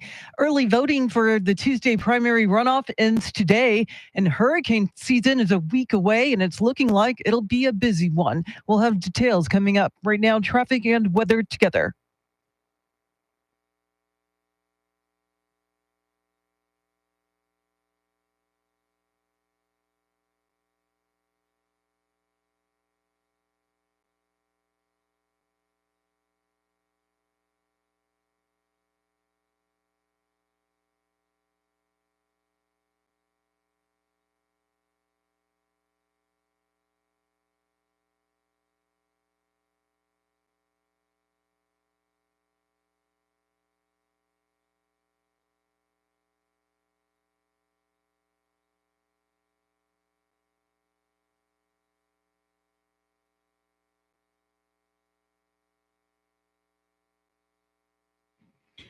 Your Weather Channel forecast: cloudy earlier today, partial clearing this afternoon with a high in the upper 90s. The big story, though, is the heat advisory from 1 p.m. to 7 p.m. That heat index could get up to 112. Tomorrow, mostly sunny, forecast high 100. Sunday, the forecast high 100 as well. Overnight lows in the upper 70s. Right now, it is 80 in Castroville, 78 at the Snake Farm, partly cloudy, 79 at News Radio 1200 WOAI.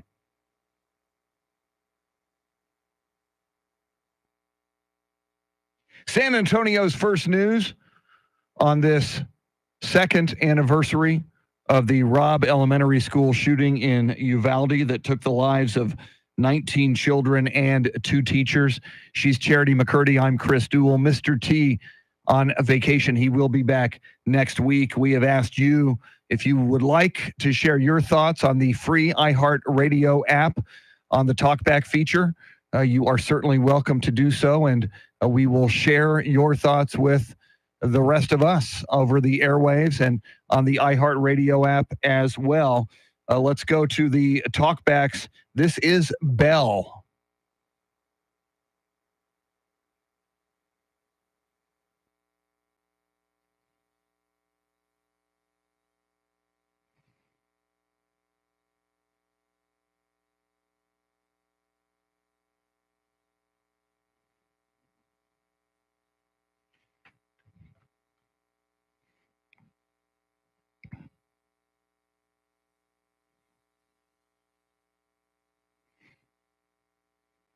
And God bless Bell. A very thoughtful message there from Bell. Most definitely.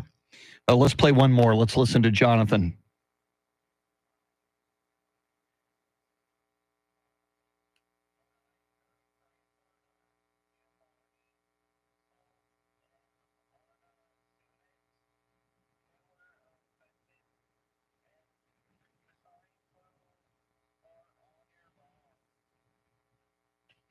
And Charity, that's another appropriate response. You know, we talked earlier just to remember them, to express our grief, to express our sorrow, to express our support, but you can also pray. And Jonathan saying, you know, he's going to pray for everybody, and certainly for all the victims. Yeah, and their families. You know, I think of the parents. I think of the spouses of those teachers that lost them. It's heartbreaking all around. And yes, it's 2 years since the tragedy, but this is a feeling of pain that these families deal with every single day. And we can't forget that. Yeah. And whenever given an opportunity in your life, if you're ever in Uvalde, if you ever cross paths with a family member or someone, a friend, someone who was associated with those victims, certainly the appropriate thing to do is express your love, your support, your care for them. Okay.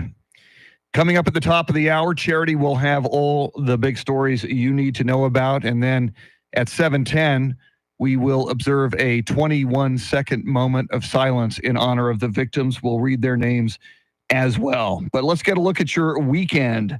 Here is your weekend preview with Jenny James from Q1019.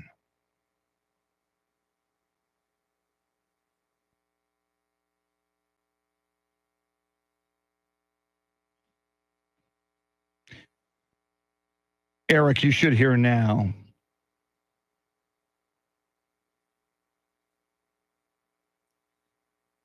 We do have an issue with the talkbacks going. They'll be back next week over the YouTube feed. Sorry about that. And I mentioned that to people earlier in the week. Tim usually brings them up, the talkbacks on the board here, but I don't have the technical skills of Tim or Andrew. So Andrew's bringing the talkbacks up on the other side of the building or the other side of the wall in the control room. But with Tim back next week, that'll be resolved. Thanks. Here comes Charity.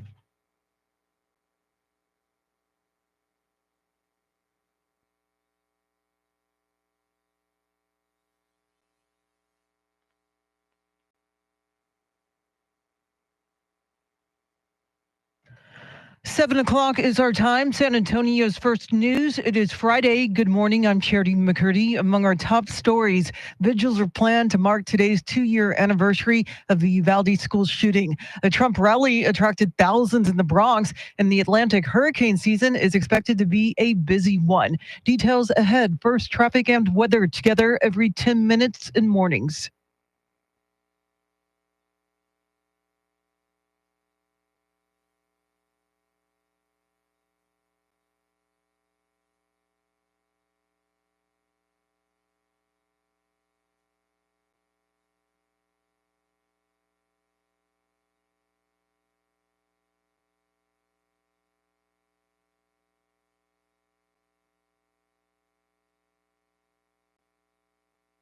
Your Weather Channel forecast for this Friday. Heat advisory beginning at 1 o'clock this afternoon. Could see a stray shower or storm, a high near 100. Tonight's low near 78. Right now, 79 degrees. Well, sadness and anger continue to punctuate the emotions in Uvalde, where 2 years ago today, an 18-year-old gunned down 19 fourth graders and 2 teachers at Robb Elementary. Javi Cazares' 9-year-old daughter, Jackie, one of the 19 children killed. It's been an unbearable 2 years. We all know who took our children's lives, but there was an obvious systemic failure out there. It took hundreds of law enforcement 77 minutes to breach the classroom and take down the gunman. State Senator Roland Gutierrez. I would be lying if I tell you I wasn't still angry or that they're not still angry. Those emotions run deep. The victims' families received a $2 million settlement from the city, a $500 million lawsuit filed against state police. Prayer and candlelight vigil scheduled this evening. In Austin, Chris Fox, News Radio 1200 WOAI. Meantime, a San Antonio woman is running to Uvalde to show her support. Marathon runner Paloma Gonzalez set out around 6 p.m. yesterday to run from her home near Loop 1604 in Marbach to the Uvalde Town Square. The support team in a SAG wagon is accompanying her on her 70-mile run. Gonzalez has created a GoFundMe account with all proceeds benefiting a scholarship for a Uvalde student. Well, appealing to voters in the bluest part of a blue state, the Bronx in New York yesterday, former President Trump says if reelected, he'll fix what he says used to be the center of a confident, glamorous American culture, but is now in a state of decline. The medians of our highways are crumbling. Our sidewalks are littered with garbage, bottles, and trash. But worst of all, the discarded needles from people that so desperately are in need of help. And we have mobs of migrants fighting our police officers and giving America the middle finger. Trump is hoping to garner support from Black and Latino voters in the area. The Bronx has not been visited by a Republican presidential candidate since Ronald Reagan in 1980. Well, San Antonio is playing host to the Texas Republican Convention this weekend. Hundreds of delegates flocked to the Henry B. Gonzalez Convention Center downtown. They intend to keep the stranglehold the GOP has in Texas, as well as delivering the state to former President Donald Trump in the November election. Party leaders, along with Lieutenant Governor Dan Patrick and Attorney General Ken Paxton, lambasted House Speaker Dade Phelan, who's skipping the convention, as someone too friendly with Democrats.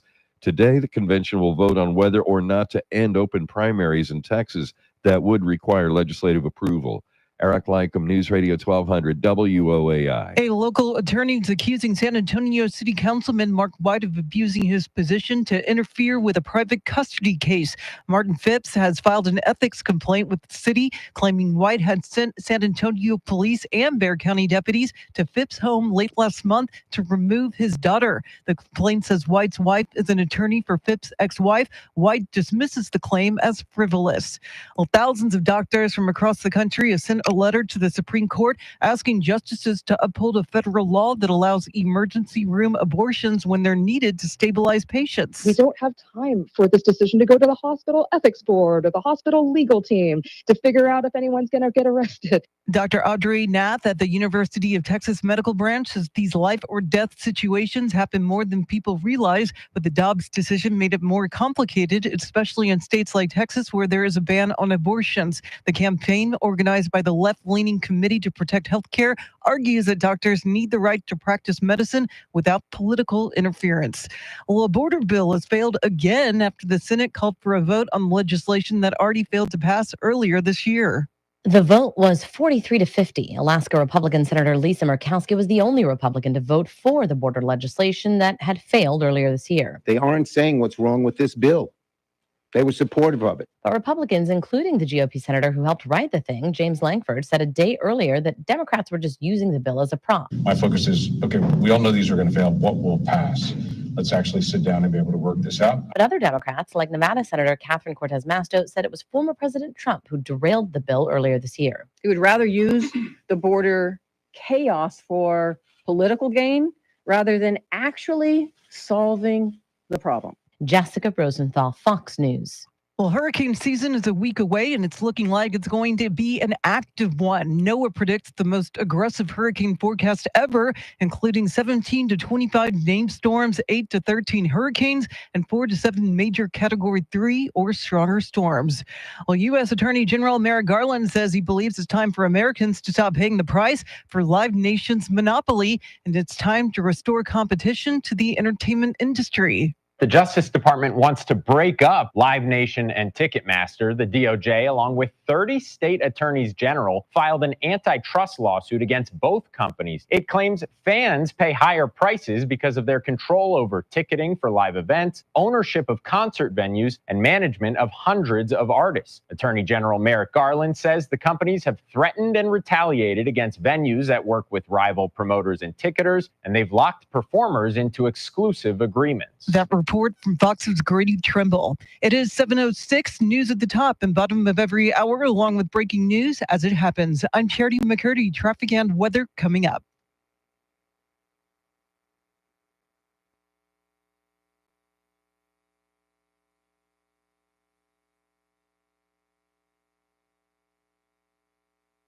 All righty.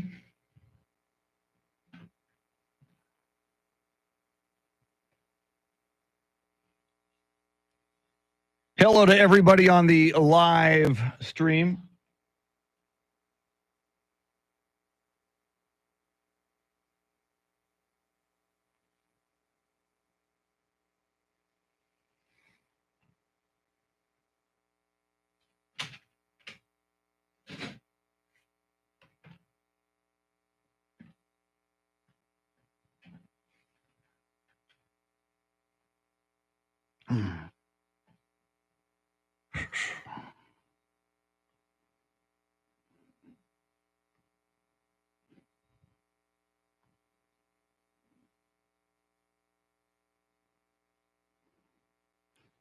We are going to read the names of the victims in Uvalde, and then we're going to observe 21 seconds of silence.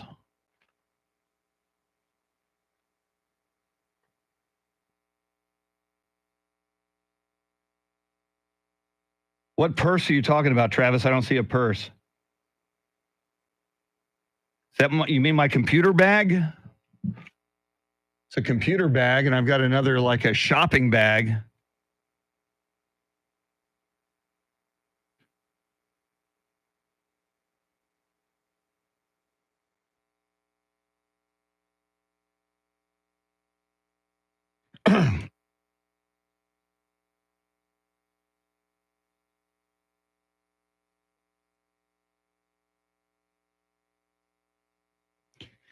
San Antonio's first news. She's Charity McCurdy. I'm Chris Duell. Mr. T on vacation. He'll be back next week. Our thanks to Charlie Parker for those were the days. Charlie is taking a well-earned day off for the rest of this show this morning. He was with us Monday through Thursday. We do appreciate that. EJ Pacheco and Andrew Zimmel flying the Millennium Falcon, and Andrew directing our live video stream on YouTube. You can find it by going to YouTube and going to 1200 WOAI. Coming right up on this 2-year anniversary of the mass shooting at Robb Elementary School in Uvalde, we will read the names of the victims and we will observe 21 seconds of silence. But first, let's get you caught up on traffic and weather together.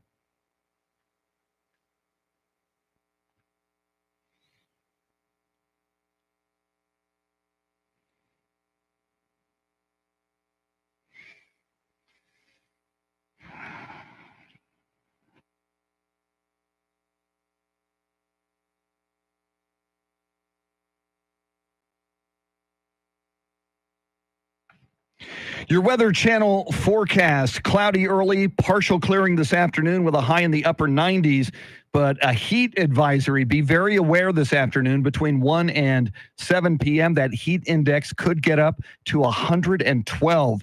Be very, very vigilant. Tomorrow's forecast high 100. Sunday's forecast high 100. Overnight lows in the upper 70s. Right now, 78 in Hondo, 78 in Uvalde. Partly cloudy, 79 at News Radio 1200 WOAI. San Antonio's first news. She's Charity McCurdy. I'm Chris Duell. Normally at this time, we bring you a segment which is called Wait Till You Hear This. But right now, we feel that it is appropriate to remember the victims 2 years ago in Uvalde. May we never forget them. And one way to remember them, certainly, is to remember who they were, and in this moment, to say their names. So at this time, Charity and I will read the names of the victims of that shooting in Uvalde 2 years ago at Robb Elementary School. And among those, we lost 10-year-old Nevaeh Alyssa Bravo. 9-year-old Jacqueline Casares. 10-year-old McKenna Lee Elrod. 10-year-old Jose Manuel Flores Jr. 9-year-old Eliana Garcia. 48-year-old teacher Irma Garcia. 10-year-old Uzziah Garcia. 10-year-old Amory Joe Garza. 10-year-old Xavier Lopez. 10-year-old JC Carmelo Luvanos. 10-year-old Tess Mata. 11-year-old Miranda Mathis. 44-year-old teacher Eva Morales. 10-year-old Althea Ramirez. 10-year-old Annabelle Rodriguez. 10-year-old Métis Rodriguez. 10-year-old Alexandria Lexi Rubio. 11-year-old Layla Salazar. 10-year-old Jayla Nicole Seguero. 10-year-old Ileana Torres. And 10-year-old Rogelio Torres. Now we will observe 21 seconds of silence.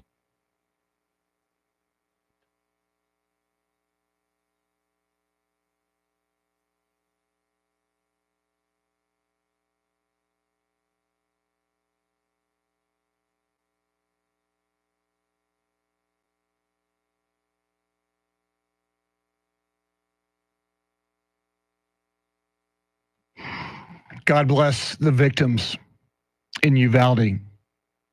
More coming up. WOAI News Time, 7:13.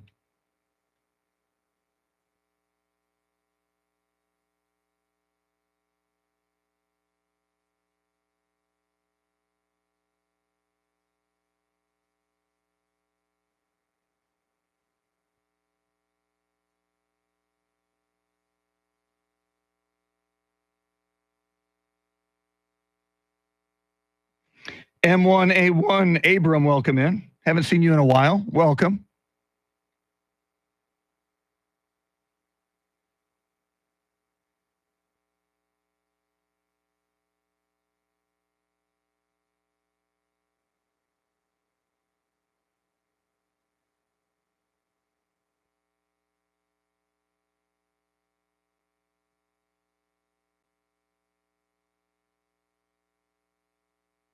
We've got Mike Opelka coming up. I got to grab my Mike Opelka notes. Mike Opelka sends out a very detailed list of the stories that he follows. Just give you a look at the Mike Opelka show prep. So we go through, he lists all these stories he's tracking. So we go through these stories and we choose the ones that we talk about with him. Oh, man, I'm so sorry. M1A1 Abram, my mom passed away as well last Thursday night. So my condolences, my thoughts with you, man. I know that's tough.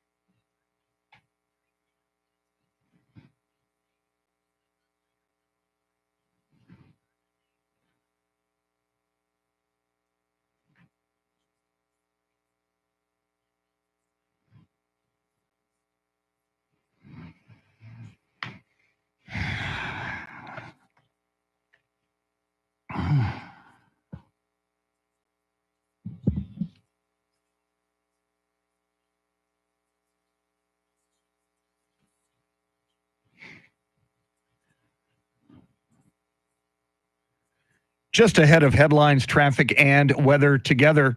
You want to win $1,000? Somebody is going to win $1,000. In fact, multiple people will win $1,000 today and every weekday. We call it bonus bucks between 9 a.m. and 5 p.m. right here on 1200 WOAI. At the bottom of each hour between 9 and 5, we'll give you a keyword.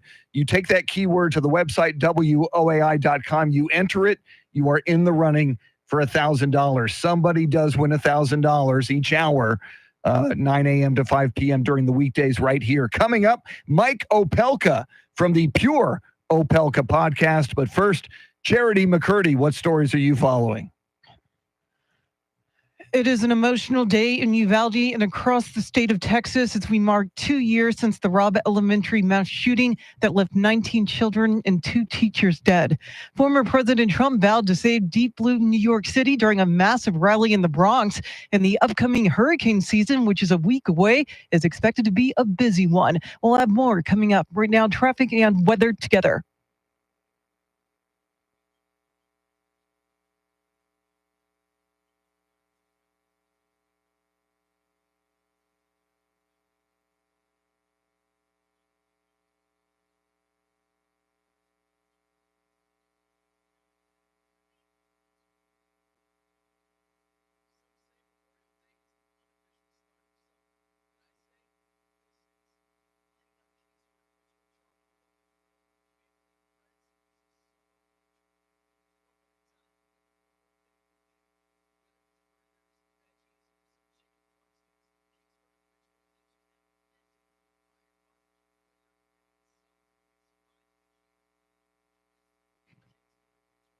Your Weather Channel forecast: cloudy early today, partial clearing this afternoon, high today in the upper 90s. Now, the big story today will be the heat advisory and the heat index. There is a heat advisory today between 1 p.m. and 7 p.m. That heat index could reach 112. The peak of that heat index, the hour to really be careful, certainly between 1 and 7, all of those hours, but that 4 o'clock hour could be the highest heat index, and it could reach 112. Tomorrow, mostly sunny, the forecast high 100.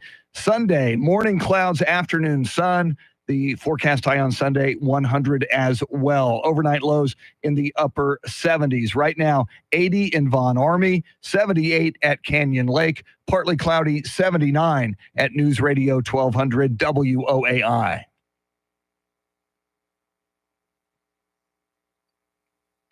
It is time to connect with the one and only Mike Opelka from the Pure Opelka podcast. Mike, Mr. T, not here today, but if he were, he would say Friday-luya to you. Yeah, and a stay cool Friday-luya to everybody in San Antonio. Wow, I just heard those temps. It reminds me, first day I showed up in 1975 to move into my dorm, one of the stories in the San Antonio Express News said, "Why do you like San Antonio?" And some guy wrote in and said, "Because I like to sweat." And I questioned my judgment right then. And take multiple showers throughout the day as a result, Mike. Yeah. Talk about a huge turnout. Former President Trump had that rally in the South Bronx, and that was an amazing crowd. It was pretty cool, Charity. They anticipated 3,500. They got about 10 times that number. I wish the former President Trump, would learn one little thing. We know the snake story. We don't have to hear the snake at every rally, sir. I know another story you're tracking. It's possible that a secret Obama-era program could kill Jack Smith's classified documents case against former President Trump. What do you know about this? Yeah, this is really fascinating because under the Obama administration, there was a setup where all classified documents were actually basically duplicated and held in the White House. So the Trump documents that Jack Smith and everybody is saying, oh, we have to get those back, all those top secret documents, they apparently already had them. So there was no need for the raid. There was no need for all of this. It seems like this could be easily classified as a gigantic production to make a case against Donald Trump in the public eye. This is going to possibly, and I think more than likely, blow up in the faces of Jack Smith and everybody in the lawfare camp. And Mike, as we gear up for that first presidential debate next month, Trump has revealed that the Biden team had a condition for the debate that he ended up rejecting. Yeah, I thought this was really interesting, Charity. Donald Trump revealed this at the rally last night when he said the Biden team wants the debate not to be at podiums, not to be like it was with Donald Trump and Hillary Clinton walking around on stage. He wants them to be seated. Gee, I wonder why he wants that. Well, Mr. Trump said, no, we're not doing that. We're doing podiums. We'll be standing. Very interesting. Meanwhile, Mike, House Speaker Mike Johnson has been talking about this week Israeli Prime Minister Benjamin Netanyahu addressing a joint session of Congress. Now, some people are against that. Some Democrats are against that. And I haven't heard yet if Chuck Schumer has signed off on that. What is the status of that? Well, currently, it looks like it's going to happen. And while I don't agree with everything Speaker Johnson's done, I think this is a brilliant move to counteract the Democrats and their push to undermine Israel. I doubt Chuck Schumer will be happy since he wants Netanyahu removed.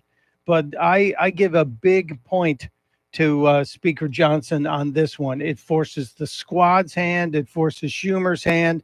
It'll force maybe Biden to have another state dinner instead of throwing one for Kenya like he did yesterday. So, Mike, are you ready to batten down the hatches with these predictions of a record Atlantic hurricane season?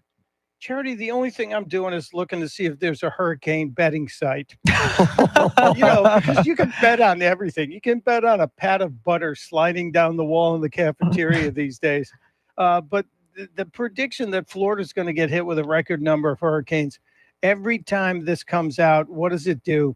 The only people who really pay attention now are the environmental nutjobs. So see, we have to get rid of cars and fossil fuels because we're causing this. Interesting prediction. Let's wait and see what happens by it's really November that we'll know whether or not they were right or wrong. Well, a hurricane betting site is probably a very, very good idea. What about a shark betting site? And if there was a shark betting site, I guess the destination to bet on sharks this weekend would be the Massachusetts coast. I saw this announcement, Chris, and the fact that there are more shark bites and they're putting these warnings off the coast of Massachusetts just in time for the holiday weekend. I'm thinking, is somebody re-releasing Jaws? Because that's basically what that was. Right before Memorial Day, Jaws comes out. Everybody freaks out. Well, it's Cape Cod summer again, and guess what happens? The sharks come home. So they're seeing a couple bites on a couple of marine mammals and issuing warnings. Here's my advice to everybody. There's monsters under the water. Don't go there. I don't go to the waist level in the beach on the ocean in the ocean. I won't do it. If it's sharks, it's jellyfish. I mean, you never know what's in there. But as far as the top Memorial Day destination, is it not the beach this weekend? See, that's what I thought, Charity. I was really surprised to see this bit of information come out. It is not. And what makes me sadder is the number one destination for this weekend for people traveling is Las Vegas. Seriously, people, Las Vegas. Now I get it. New York has number 2 spot, and you see LA. There's some beaches in LA and San Francisco. DC's down at number 12. If you want to understand Memorial Day, you should go to Washington, D.C. and walk around. If you want to understand, you can go to New York City and see what's on the harbor. It's Fleet Week in New York this week, and you'll see the men and women who serve this country on a little bit of liberty, and they're the ones who gave you yours. So it just surprises me that Vegas is number 1. Yeah, amen to that, Mike. And here in San Antonio, certainly Fort Sam Houston National Cemetery would be a good place to visit this weekend for Memorial Day as well. You can always get more Mike Opelka from his Pure Opelka podcast. Get it wherever you get your podcast. We recommend the free iHeartRadio app. Another episode of the Pure Opelka podcast will drop this morning. Be sure to check that out. Mike is brought to us by Randy Adams Incorporated. And Mike and Charity talking about the hurricane season. We will take a deep dive into this most aggressive hurricane forecast ever by NOAA. National correspondent Rory O'Neill will walk us through that story coming up at 7:40. Charity has everything you need to know coming up right here at the bottom of the hour. WOAI News Time, 7:26.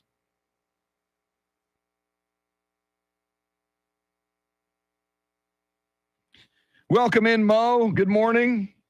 Good morning, anybody who has just joined us or who has been there for a while. And we didn't say good morning yet on the free, or it is free. I was going to say iHeartRadio app, on the free YouTube stream, which is free. The price is right.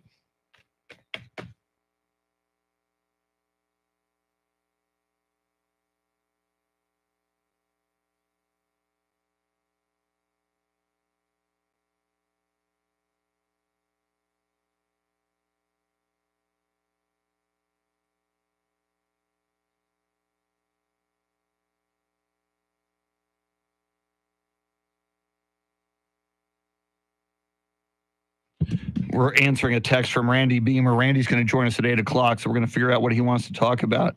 Tower life building history, new plant ecosystem.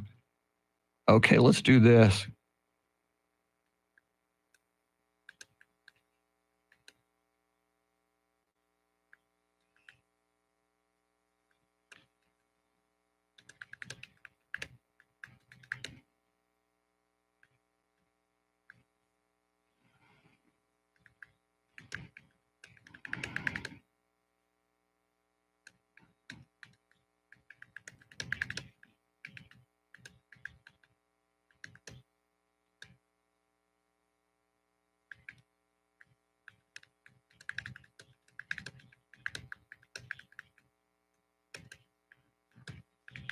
I made the large pot of coffee. Yeah. That security guard that's coming here and drinking like a fish in water. Wow, Tracy? I guess so. Wow. Always on by the 7 o'clock hour. Come in at That's amazing. Yeah, and I don't, I drink out of my thing, so it's not me. Yeah. That's funny. We have a coffee mystery. Somebody's drinking Andrew Zimmel's coffee, man. Yeah, I got to finish a text to Beamer.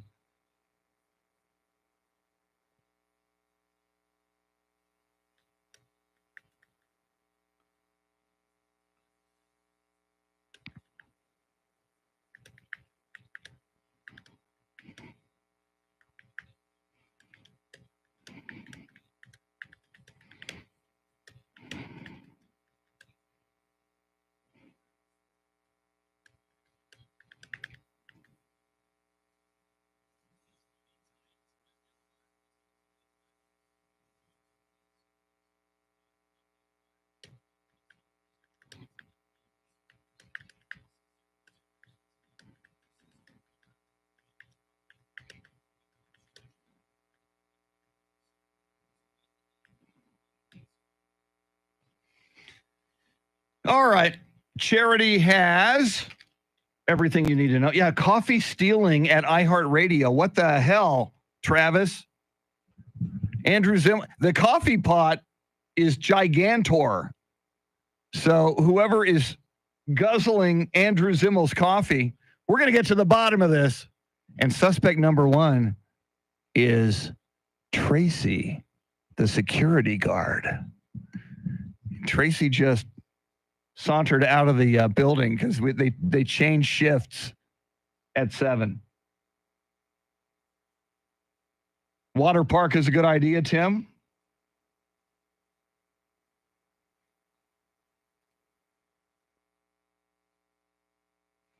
See if my text to Randy Beamer made any sense. Randy's going to join us from 8 o'clock to 8:30-ish, 8:25, 8:26.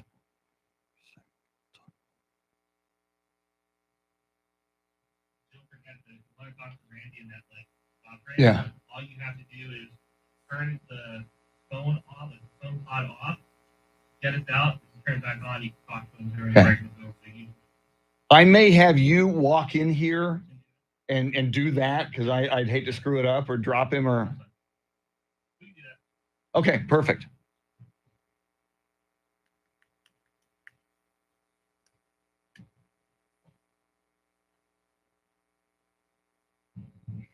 Tim, I didn't steal the coffee. It's almost like the Billy Joel song. We didn't start the fire. I didn't steal the coffee. It was already stolen when the show was rolling. Thank you.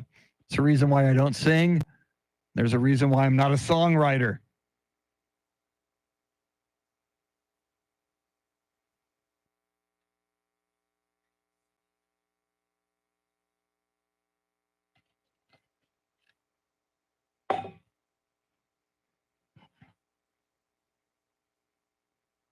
$7:32 is our time. San Antonio's first news. It is Friday. Good morning. I'm Charity McCurdy. Among our top stories, vigils are planned to mark today's 2-year anniversary of the Uvalde school shooting. A Trump rally attracted thousands in the Bronx, and operators of those horse-drawn carriages score a victory. Details ahead. First, traffic and weather together every 10 minutes in mornings.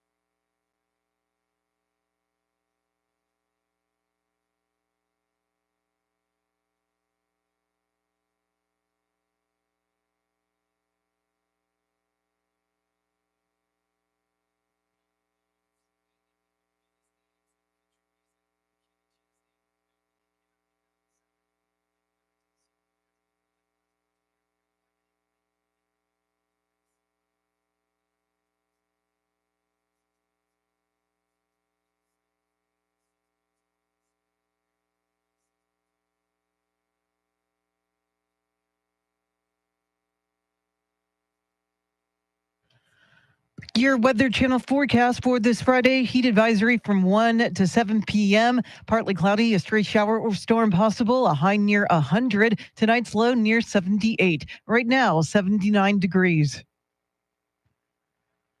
Well, a candlelight vigil is planned for tonight to remember the 19 children and 2 teachers that lost their lives in the Robb Elementary School shooting in Uvalde. Today is the 2-year anniversary of the massacre. State Senator Roland Gutierrez, who represents the region, says the wounds are still wide open for the families involved. Imagine this, every May 24th for the rest of their lives, they will have to live and relive this horrible tragedy. 2 investigations found massive failures in the police response, but since then, many remain on the force. Gutierrez says that's something that does not sit well with families. Many, he says, turn to activism. They want to change state law, raising the age needed to buy an assault rifle to 21.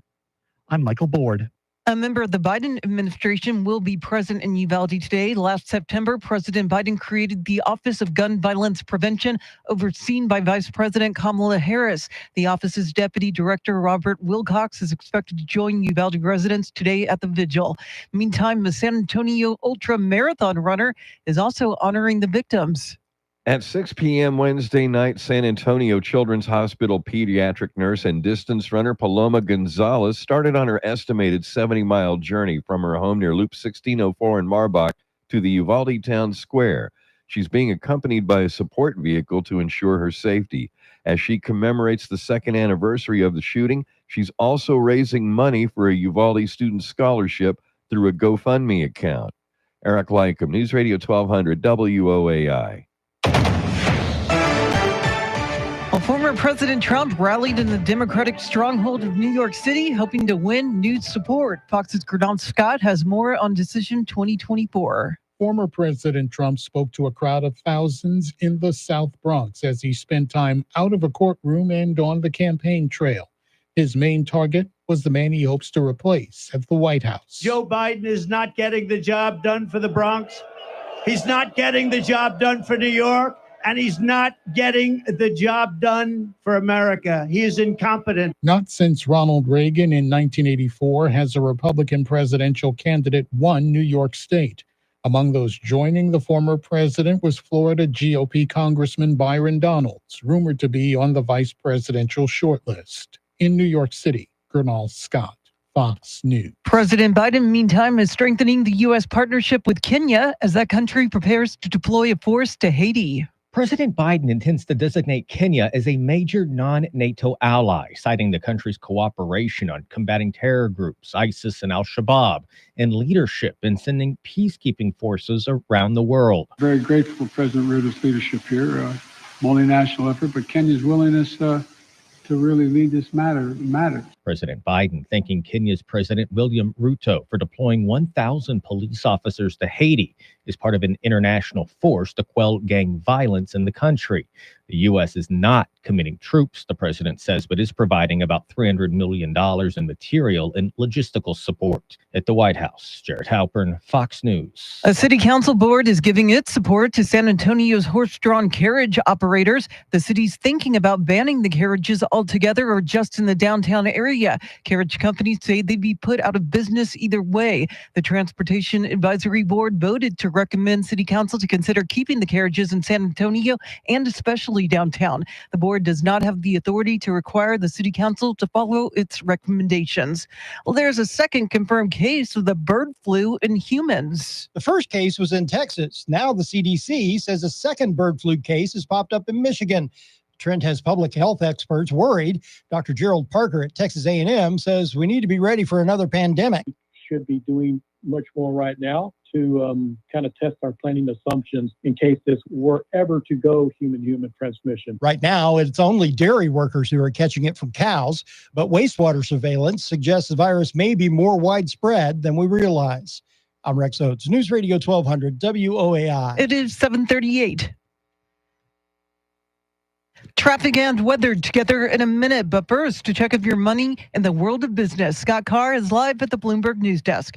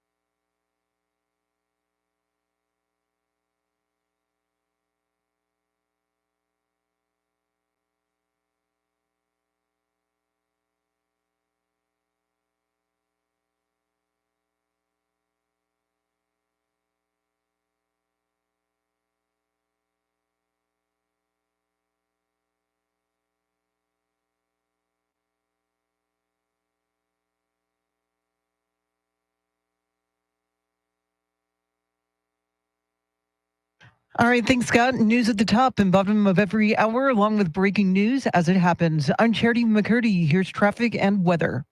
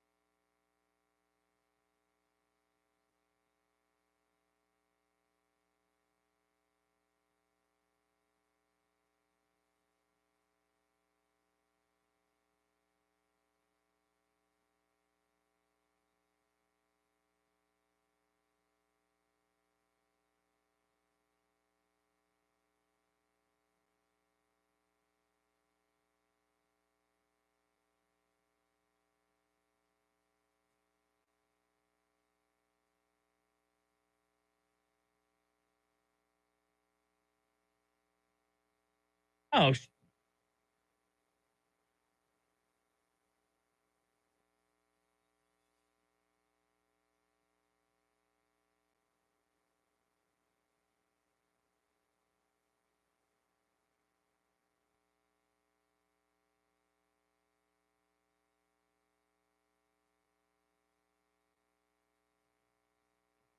San Antonio's first news coming up in the 8 o'clock hour at 8:10. It is Fridays with Beamer.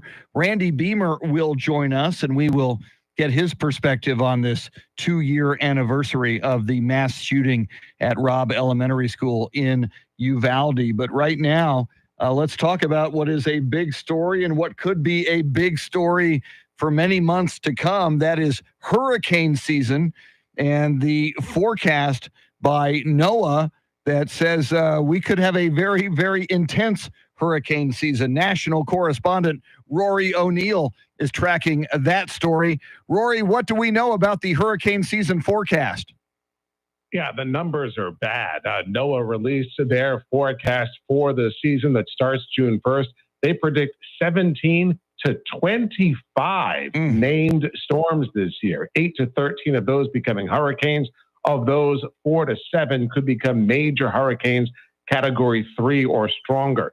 NOAA says we're already seeing way above average temperatures in the Atlantic Ocean. They're also expecting a La Nina and a little wind shear over the Atlantic. All those are ingredients that mean any storm could easily be whipped up into a pretty powerful hurricane. And Rory, it seems like every year, I mean, the predictions are more and more dire. I mean, presumably this will make preparations and evacuations only more challenging. Well, right. And, look, the forecasters and the folks over at FEMA say it only takes one. We've had great years where a lot of storm activity, but the storms stay out to sea. And maybe we're just hit by, one small storm here in the continental U.S., but other years, it seems like it's every 4 days we're getting hit by something. So the message is, no matter what, just get ready, because what we're learning as these storms get stronger, they're not just dissipating after they hit the coast. They're moving well inland, causing significant flooding and even some wind damage and spawn tornadoes far from the coastline. That's a huge point. So it's not just the people on the coastlines who are at risk. It is the inland communities as well. Rory, you're a science guy, whether it's space exploration, going to the moon, you report on a lot of science subjects. Given the intensity and where it seems like every hurricane season, it almost seems more intense. The storms seem bigger. Is it now generally accepted that it is climate change, that in warmer waters in the Gulf of Mexico in particular and in the Atlantic that are causing these bigger hurricanes? Yeah, we are seeing this trend. They call it a multi-decadal trend of increased tropical storm activity. And whether or not there's that direct correlation, we do know that these storms love warm water, and that's what they're getting plenty of as the Atlantic is warming. And we've seen this cause other problems like coral bleaching. We're seeing, more deaths of coral reef complexes. Also, even migration of species. Maine lobster may go away and become Canadian lobster because the waters off Maine are getting too warm. So in many cases, we're seeing more of those crustaceans go further and further north. So yes, the planet is certainly changing. Warm weather does likely mean more intense, more frequent hurricanes. You think these latest predictions will convince those who typically ride out the storms to finally heed the advice to evacuate? You certainly hope so and prepare better. And, not the rule of thumb, and it's a bad rule, is that typically, hey, let's throw a hurricane party if it's anything less than a Cat 3. And we all know that is just really bad advice. Look, these storms have never been better documented. We've seen all the video, the movies we saw from Fort Myers Beach a couple of years ago, just as that wall of water came in. Hopefully that scares people to take the advice when the emergency managers tell you to evacuate. National correspondent Rory O'Neill, our thanks to him. Don't forget Randy Beamer just after the top of the hour. It's it's Fridays with Beamer. We'll get his thoughts on the 2-year anniversary of the shooting at the school, Robb Elementary School in Uvalde, and a lot more. More coming up. WOAI News Time 7:45.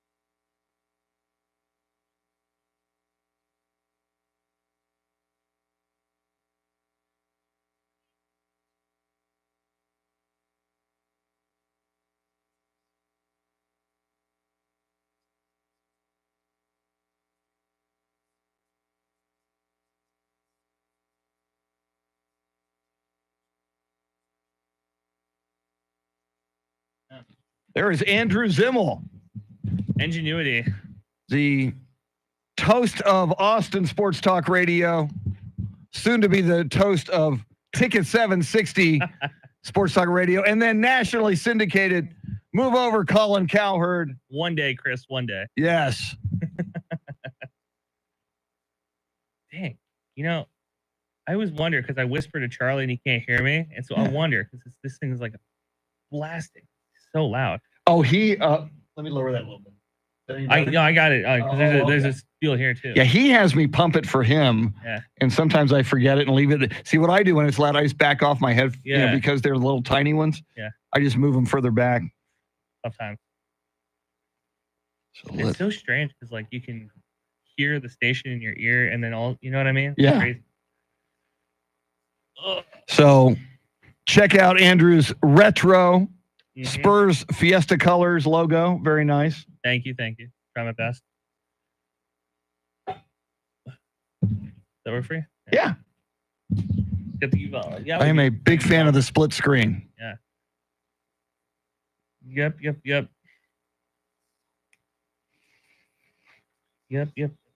Oh man. So you were in Minnesota probably. North when Dakota. Yeah, North yeah. Dakota. So I had a buddy who did news in San Antonio, and he texted me when he got the news alert through the wire what was happening in Uvalde, and then I got on Twitter, and it just was constantly updating all day, and it was crazy because so I grew up in Bandera, Texas. Yeah. It was a small school, and I was in high school when Sandy Hook happened. I was a freshman. Yeah. So when that happened, I talked to my teachers and stuff. I was like, well, what could this ever happen here? That type of thing. Like, and they all were like, well, it's Bandera. It's little Bandera. That would never happen in like a small town like this. Right. Well, then, Uvalde happens and it's like, well, Uvalde and Bandera are not that dissimilar in size.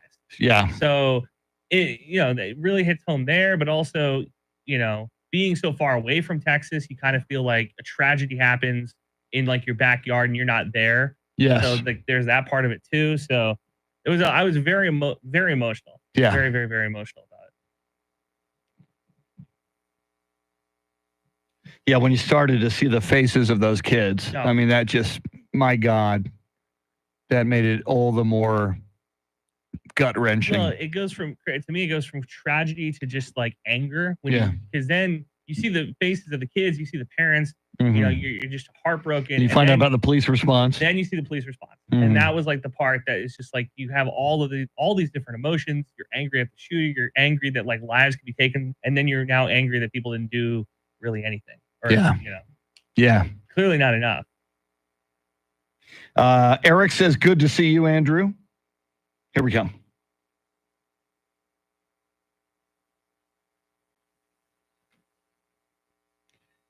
Just ahead of headlines, traffic, and weather together. And then producer Andrew Zimmel will join us. His thoughts on Uvalde 2 years later. But first, Charity McCurdy, what stories are you following?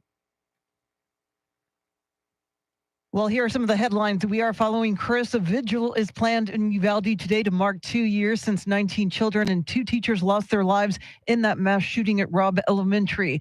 A local attorney is accusing San Antonio City Councilman Mark White of abusing his position. And the NCAA has signed a deal that could mean collegiate athlete payments. We'll have details coming up. Right now, traffic and weather together.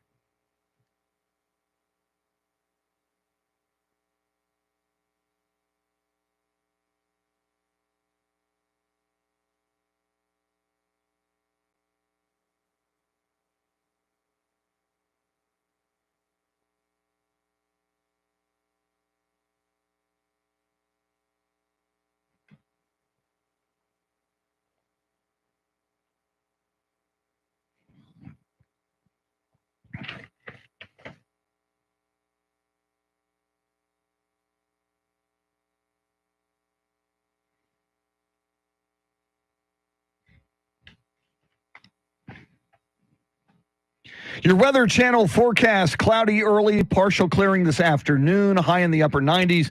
Big story will be the heat advisory between 1 p.m. and 7 p.m. The heat index could get up to 112.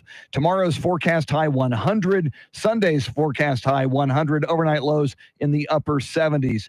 Right now, it is 78 at Medina Lake. It is 80 in Floresville. Right now, partly cloudy, 79 at News Radio 1200 WOAI. San Antonio's first news. She is Charity McCurdy, Mr. T. Final day of his vacation. He'll be back next week. Our thanks to Charlie Parker for those were the days. I'm Chris Duell, EJ Pacheco flying the Millennium Falcon. And joining us in studio is a producer, Andrew Zimmel, who also produces our live video stream. In fact, you can see, Andrew, we got a split screen.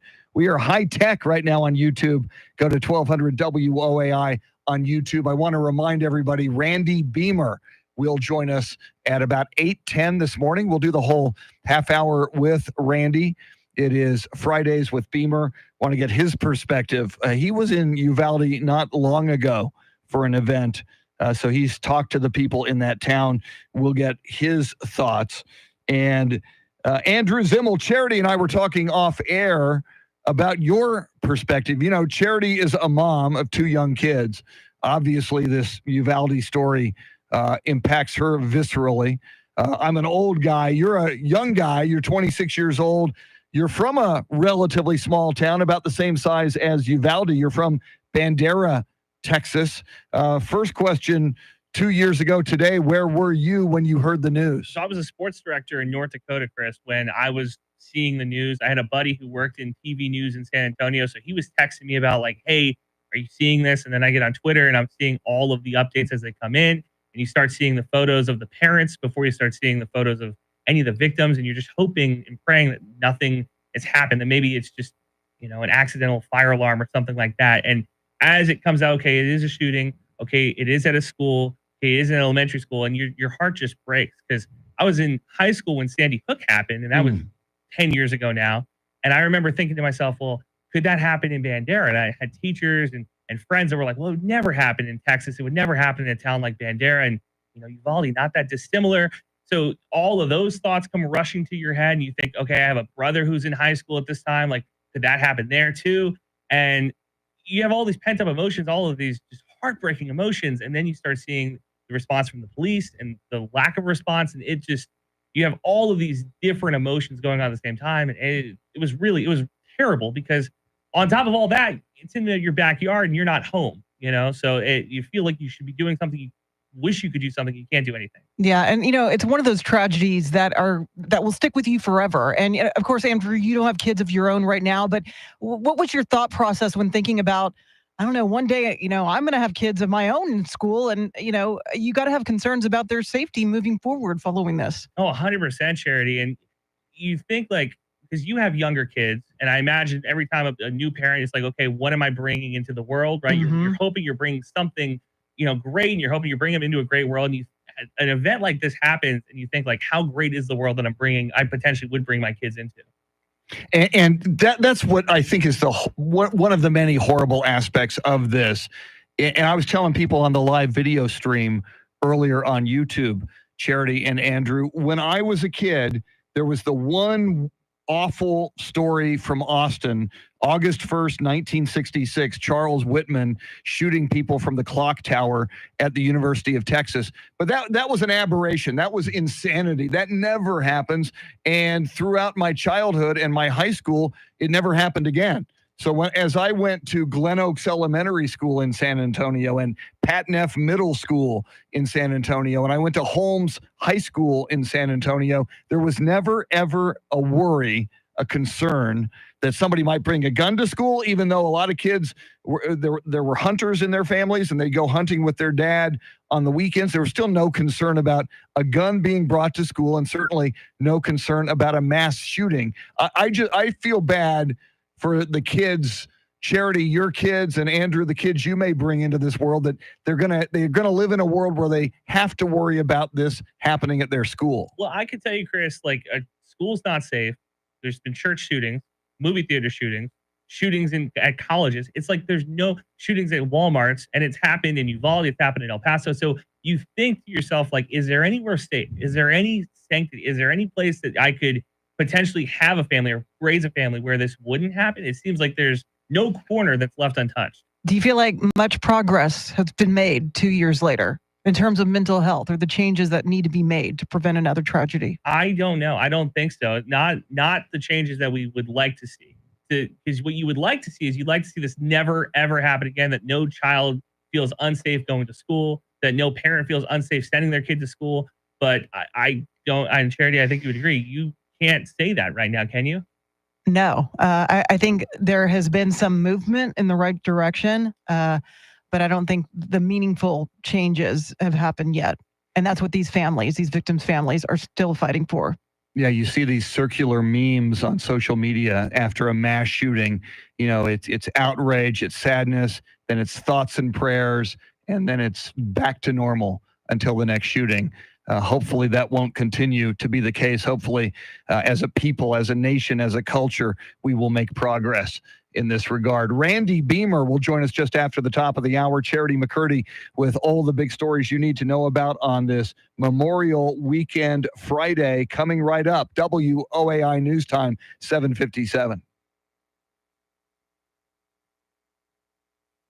We're good? Great job. There, that is the one, the only Andrew Zimmel. Get used to him. Soon to be a sports talk radio superstar, maybe a news talk radio superstar. He might, after working on this show, he's probably said, "Get me away from news talk." But you never know. You never know. Thanks, Chris. You bet. Great job. And great split screen. Love it. Woo! Do you want to leave it like that, or do you want to go back to just Go back. It would be weird otherwise. Yes, unless we got a cutout of Charlie Parker or Mr. T.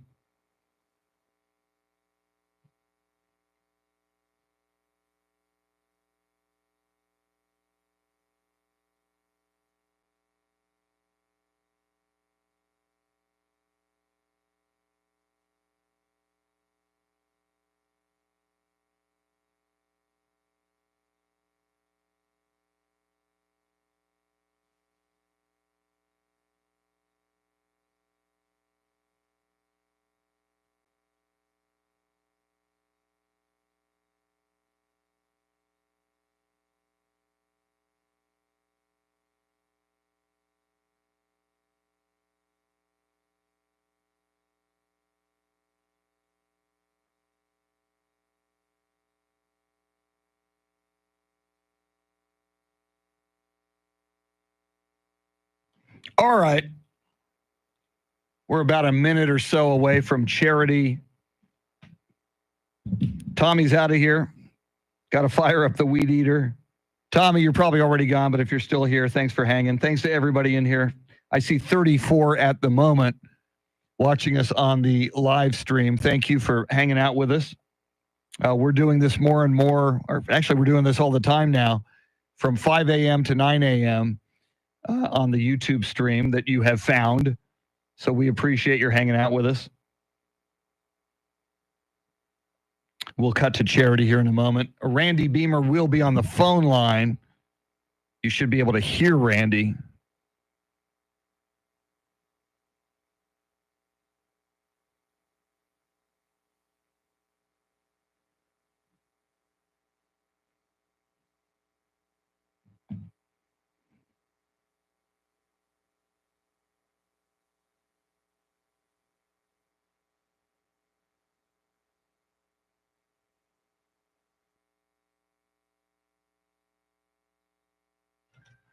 Eight o'clock is our time. San Antonio's first news. It is Friday. Good morning. I'm Charity McCurdy. Among our top stories, today marks the 2-year anniversary of the Uvalde school shooting. A Trump rally attracts thousands in the Bronx, and the Atlantic hurricane season is expected to pack a punch. Details ahead. First, traffic and weather together every 10 minutes in mornings.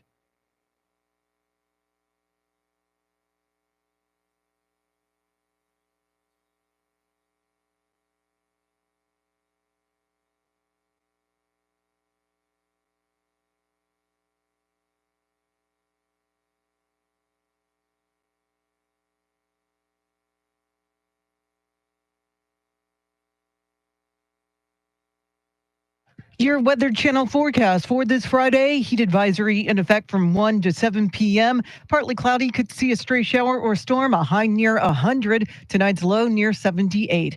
Get a move on. It is 79 degrees. Well, sadness and anger continue to punctuate the emotions in Uvalde, where 2 years ago today, an 18-year-old gunned down 19 fourth graders and 2 teachers at Robb Elementary. Javi Cazares' 9-year-old daughter, Jackie, one of the 19 children killed. It's been an unbearable 2 years. We all know who took our children's lives, but there was an obvious systemic failure out there. It took hundreds of law enforcement 77 minutes to breach the classroom and take down the gunman. State Senator Roland Gutierrez. I would be lying if I tell you I wasn't still angry or that they're not still angry. Those emotions run deep. The victims' families received a $2 million settlement from the city, a $500 million lawsuit filed against state police. Prayer and candlelight vigils scheduled this evening. In Austin, Chris Fox, News Radio 1200 WOAI. A San Antonio woman is running to Uvalde to show her support. Marathon runner Paloma Gonzalez set out around 6 p.m. yesterday to run from her home near Loop 1604 in Marbach to the Uvalde Town Square. A support team in a SAG wagon is accompanying her on her 70-mile run. Gonzalez has created a GoFundMe account with all proceeds benefiting a scholarship for a Uvalde student. Well, former President Trump rallied in the Democratic stronghold of New York City, hoping to win new support. Here's Fox's Gernal Scott with more on Decision 2024. Former President Trump spoke to a crowd of thousands in the South Bronx as he spent time out of a courtroom and on the campaign trail. His main target was the man he hopes to replace at the White House. Joe Biden is not getting the job done for the Bronx. He's not getting the job done for New York. And he's not getting the job done for America. He is incompetent. Not since Ronald Reagan in 1984 has a Republican presidential candidate won New York State. Among those joining the former president was Florida GOP Congressman Byron Donalds, rumored to be on the vice presidential shortlist. In New York City, Gernal Scott, Fox News. Well, San Antonio is playing host to the Texas Republican Convention this weekend. Hundreds of delegates flocked to the Henry B. Gonzalez Convention Center downtown. They intend to keep the stranglehold the GOP has in Texas, as well as delivering the state to former President Donald Trump in the November election. Party leaders, along with Lieutenant Governor Dan Patrick and Attorney General Ken Paxton, lambasted House Speaker Dade Phelan, who's skipping the convention, as someone too friendly with Democrats. Today, the convention will vote on whether or not to end open primaries in Texas that would require legislative approval.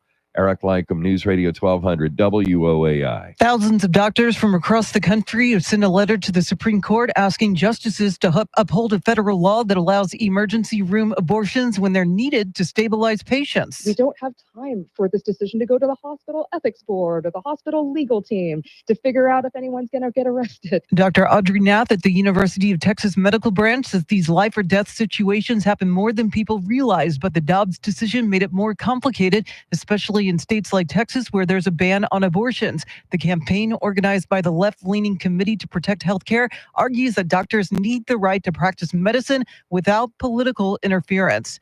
Well, a local attorney is accusing San Antonio City Councilman Mark White of abusing his position to interfere with a private custody case. Martin Phipps has filed an ethics complaint with the city, claiming White has sent San Antonio police and Bexar County deputies to Phipps' home late last month to remove his daughter. The complaint says White's wife is an attorney for Phipps' ex-wife. White dismisses the claim as frivolous.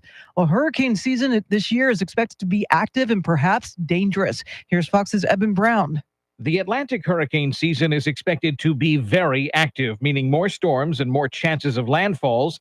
And NOAA will start using a new cone graphic, which includes all inland risks, like what happens beyond the forecast track and inland. And this is a way that we can show everyone in the public and give everybody in the media a graphic to show, to say, wow, there's sure a lot of impacts outside that cone, right? The graphic is so powerful because it means more than me saying, hey, there's impacts outside the cone. National Weather Service Director Ken Graham, the seasonal outlook calls for as many as 25 named storms and up to 13 hurricanes, 7 of which could be major. In Broward County, Florida, Eben Brown, Fox News. Thousands of Houstonians are still in the dark a week after a deadly windstorm hit the area. More than 3,000 CenterPoint Energy customers were without power. The company says the remaining outages are in certain areas that suffered heavy storm damage.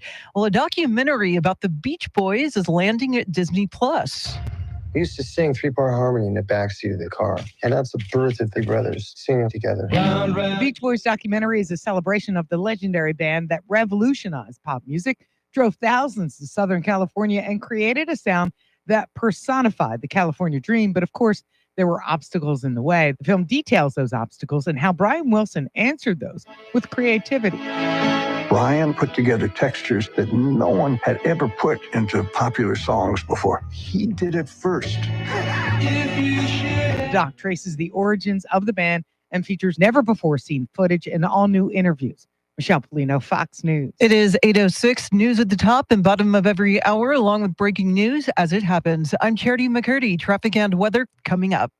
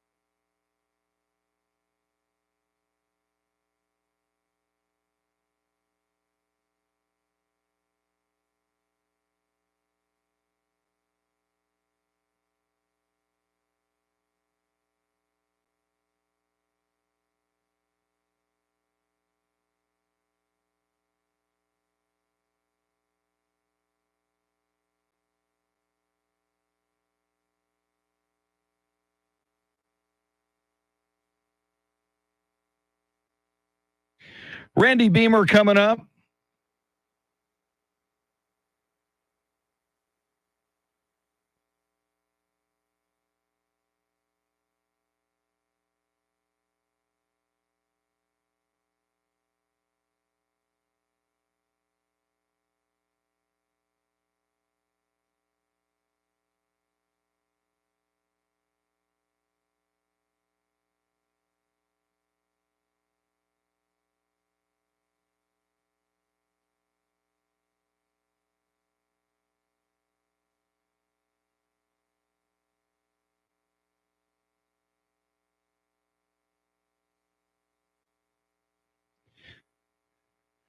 Andrew's calling Randy Beamer.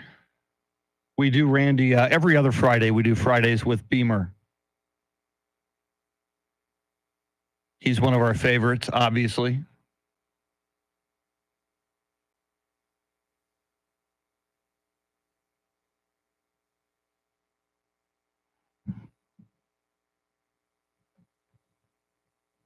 Oh, and Patrick Q, if you're here, thanks for hanging out with us. We appreciate it.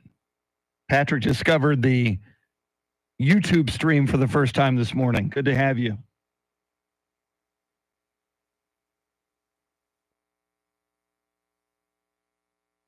San Antonio's first news. She's Charity McCurdy. I'm Chris Duell. Mr. T on vacation for one more day. He'll be back next week. Coming up, Randy Beamer. It is Fridays with Beamer. We check in with Randy every other Friday. He was here last week as well. We're going to get his thoughts on the 2-year anniversary of the mass shooting at Robb Elementary School in Uvalde. Before we go to Randy Beamer, though, right now, let's get you caught up on traffic and weather together.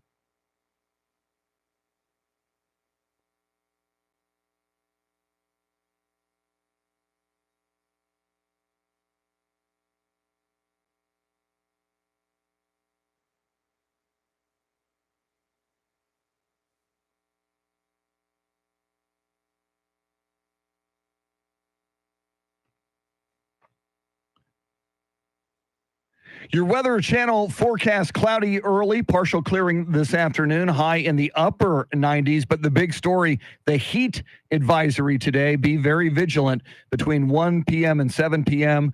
a heat advisory with a heat index up to 112 this afternoon. Forecast high tomorrow, 100. Forecast high on Sunday, 100. Overnight lows in the upper 70s. Right now, it is 80 in Von Ormy, 78 at Canyon Lake, partly cloudy, 79 at News Radio 1200 WOAI.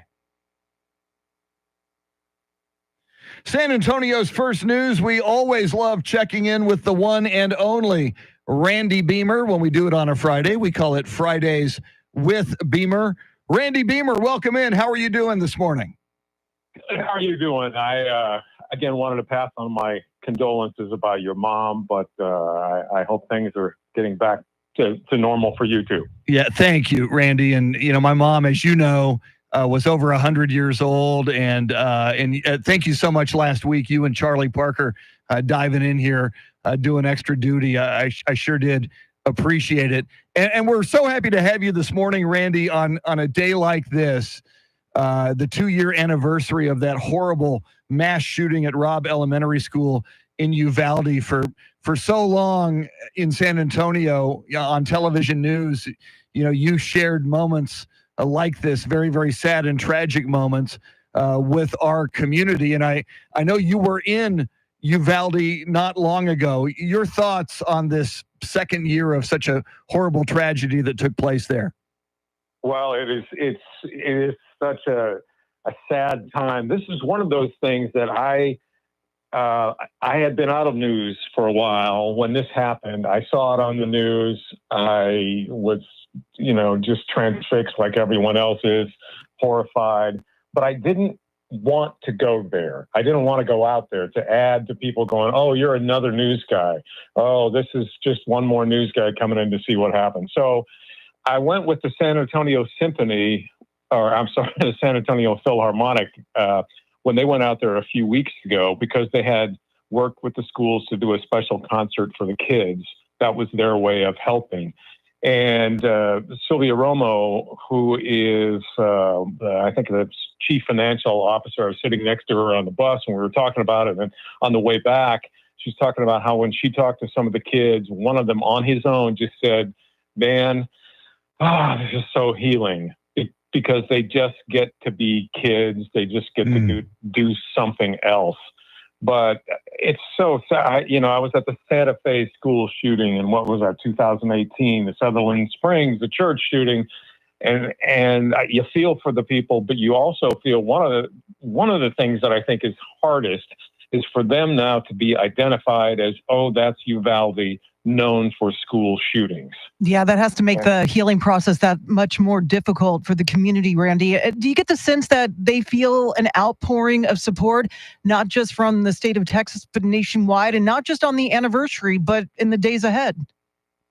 Yes, I think so. Although it's different than other school shootings, I hate to say, because of the way it was handled, that has led to, all the lawsuits and the controversy. Instead of unifying the city in some ways, say after a Sandy Hook or a Santa Fe, and it's divided. Every town is divided as to, about guns and the gun response to it. But because of this, there's so many different news stories that they have just been overwhelmed and I think beaten down by that. So it's a mixed bag. And while they feel support from everywhere, they also feel just overwhelmed, I think, by that media that hasn't stopped. He is Randy Beamer. We're going to continue with Randy after we check headlines, traffic, and weather. And on a day that we could reach 112 degrees as far as a heat index, Randy's been following a story on how San Antonio is trying to stay cooler during these hot temperatures. We'll get into that and more with Randy Beamer coming up. WOAI News Time, 8:15.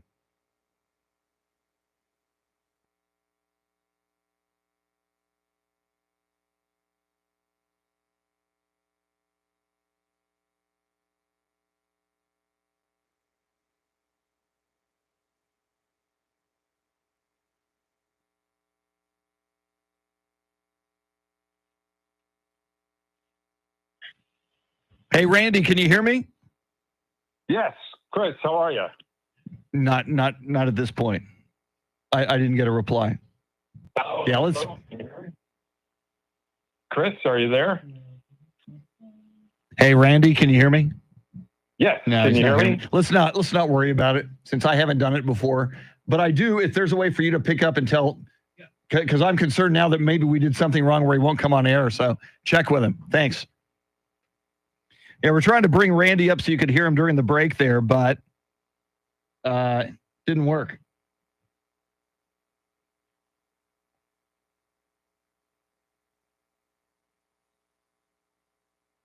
Yeah, Marcos, I saw a story yesterday. I think Sonny Melendres posted a photo with Henry Cisneros. And I don't know if it's called the Central Catholic Hall of Fame, but what's happening? I can't get the queue going over there. So we're going to push this one back. Okay. Here. Hey, Randy, can you hear me? Turn that off. Turn that off.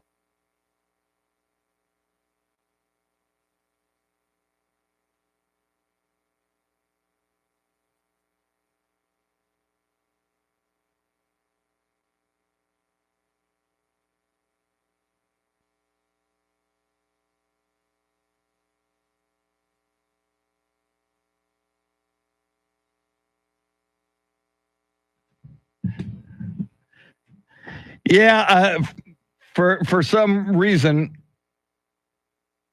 Tim knows how to do that. I don't know how to do that, so I apologize. Anyway, Marcos, so Sonny Melendres posted a photo with Henry Cisneros, and apparently, and this was yesterday, apparently Henry Cisneros was just recently inducted into, I guess it's called the Hall of Fame. Maybe there's another name for it, at Central Catholic. And my thought was, what took so long? Henry Cisneros has been a big deal for a long time.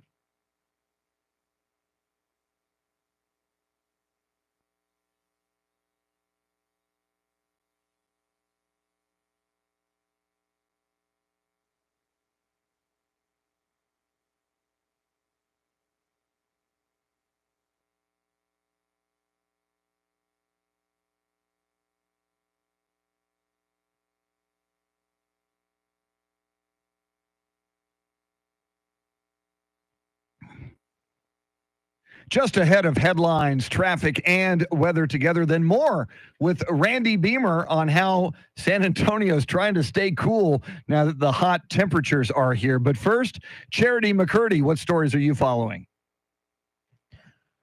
Emotions continue to be raw in Uvalde as today marks 2 years since 19 children and 2 teachers were killed by an 18-year-old gunman. San Antonio is playing host to the Texas Republican Convention this weekend, and get ready to batten down the hatches as the upcoming Atlantic hurricane season is expected to be very active.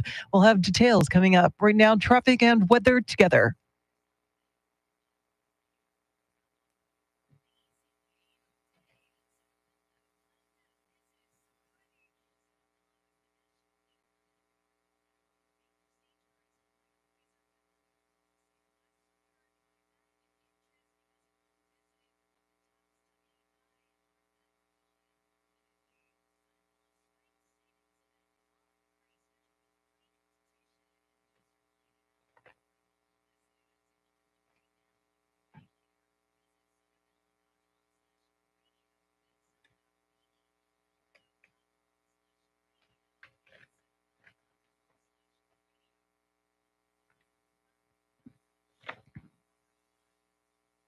Your Weather Channel forecast clearing this afternoon with a high in the upper 90s, but a heat advisory from 1 to 7 p.m. today with a heat index that could reach 112.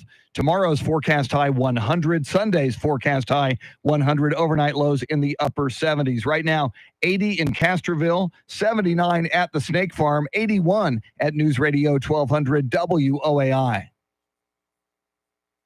San Antonio's first news, it is Fridays with Beamer as we're talking with Randy Beamer, and you can see Randy Beamer on KLRN. His program On the Record airs Thursday nights. They replay it on Sundays, and you can catch all episodes of On the Record on demand at KLRN.com. .org. And Randy, I know on your program you were talking with someone about how San Antonio is trying to stay cooler during this heat. Definitely. In fact, they call it the Cool Neighborhoods program. It's a pilot program. It comes off of what they call the Cool Streets program. They started a couple of years ago, where they put down the pavement program is, asphalt is hot. So they put this water-based asphalt on it, or when they put new streets in, they put it in a different kind of thing to keep it cooler. They did some studies with UTSA, and the Cool Streets program is going well. It lowers, by the way, the surface temperature of the street by 4 degrees during the day when it's hot and sunny, whatever. But the big thing is that means at night, it doesn't reflect as much. It didn't absorb as much heat, so it doesn't reflect as much up into the air, and make that urban heat island effect even worse. What about planting more trees? That would probably help. That's one of the things that they're working on in this brand new, I guess the Cool Neighborhoods program is this next step in it. And so they're working with the Parks Department to get more trees planted in certain areas. They're to do other tools in their toolbox, as they put it. Doug Melnick, the chief sustainability officer. Anyway, they know that the sad thing is that the nights especially are warmer than they used to be, about 2.5 degrees warmer than around 1970, according to one average at night.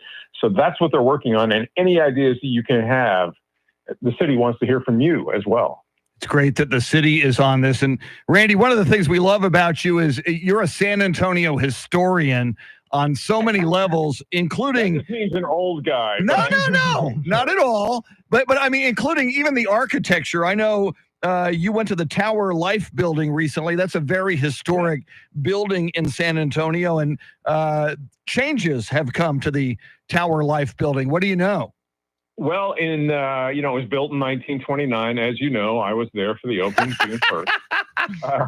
The Zacharys owned it for years. The Zachary family, some of them owned it. They sold it a couple years ago. Finally, they're going to turn it into apartments. And so I was there with Ed Cross, one of the new developers, the McCombs family, Ed Cross and John Wiegand, some others. They bought it. They're going to basically gut everything that's in there except for structurally, or that is historic, that needs to be preserved to make sure it looks exactly like it did then. But it's really cool to go in there and imagine what it's going to be like. This is one of the few buildings that's on the Riverwalk, but it wasn't open. It's not open to the Riverwalk because it was built before then. So they're going to open that up. They're going to put a restaurant in that Riverwalk area as well as on the first floor. So and a bar. So I know that'd be one of the first places you go. But it's really, really going to be cool. So as far as the landmark buildings, Randy, that make up San Antonio skyline, do you have a favorite? Which one do you think creates the most buzz? Oh, wow. I think, I don't know about the most buzz, but there's several buildings that were built right about the same. Actually, 1929, the Express News building opened on Black Tuesday when the stock market crashed. The Tower Life building opened. The Majestic opened in 1929. And I think the Empire opened in 1914, but those were among my favorites, aside from the Alamo. But I want to know, what about you guys? I think any of those are it. Tower of the Americas, only because recently I took the kids up there to have dinner, and they experienced going up, the elevator, and it was just amazing to see their eyes light up. And it's just so cool to dine and, kind of rotate at the same time very slowly. And Randy, I'll never forget, I was at Glen Oaks Elementary School here in San Antonio in 1967-ish, headed into 1968, as they were building the tower for Hemisphere 68. And, the top of the tower, the structure that has the observation deck and the restaurant, that once the tower was up, that made its way. It was lifted up the tower to the top of the tower. So I remember as a kid, for several days from my elementary school, we could see downtown, and you would see this tower ascending a little bit higher every day until it got to the very top. So because of that history, and it's a throwback to when I was a kid, I'm with Charity. I'm a big fan of the Tower of the Americas. Tower too, but when I came here for Hemisphere, that's the one place I remember my mom saying, "I'm not going to go there. It's way too high. We're not going up in there. I'm not going to see that." She's listening, so I have to apologize. But it's one of my favorites too. Very, very cool. Finally, Randy, Memorial Day, are you staying in town, or are you going to be one of the millions and millions of Americans who are going to travel 50 miles or more over this weekend? I think I might just kind of hang. You know, I'm getting old. I went to see Willie Nelson and Robert Earl Keen. That was my big trip recently. And after that, I don't know. What about you guys? For the most part, avoid crowds and sit in the AC. I'll get some pool time, but that's it. I'm avoiding crowds just like you. Yeah, I'm with Charity this Memorial Day weekend. If there's a crowd, I'm going in the opposite direction. Man, you guys are old. I know. What happened? We're old and jaded. Randy, you've got to save us somehow. You got to turn us around. You called the wrong guy to save you from old. So, dang kids, get out of my yard. Exactly. So, on the record, did I get that right? Thursday nights, is it 8:00 Thursday nights on KLRN? I'm hurt, Chris. It's Thursday nights at 7, as I know we all know. Well, and then it's also 8:00 Eastern. 5:30 and Sundays 1 p.m. On KLRN. Channel 9. We interview you like all the time here. You think I'd get it right by now? 8:00, but I was right Eastern time. I had Eastern time You are down. correct. So, You're correct, but I'm yeah. still crying. I know. I'm very embarrassed. Randy, you have a great weekend, man. We always love it. Thanks for taking the time. Thank you. He is Randy Beamer, 7:00 Thursday nights on KLRN for On the Record. But the cool thing, every episode, go to klrn.org, and you don't have to wait. You can watch every episode. He's had great guests for so long with that program. More coming up. Joe Pags will give us a preview of the Joe Pags Show at 8:40. Charity's got all the big stories coming up at the bottom of the hour. WOAI News Time, 8:27.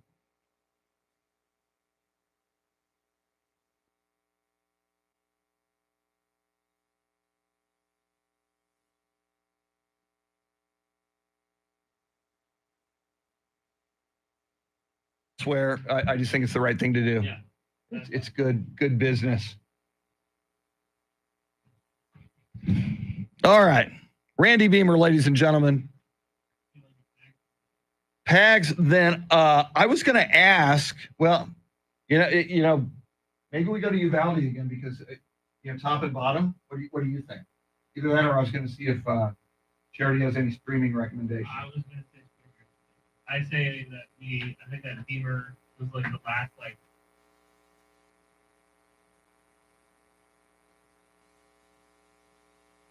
yeah.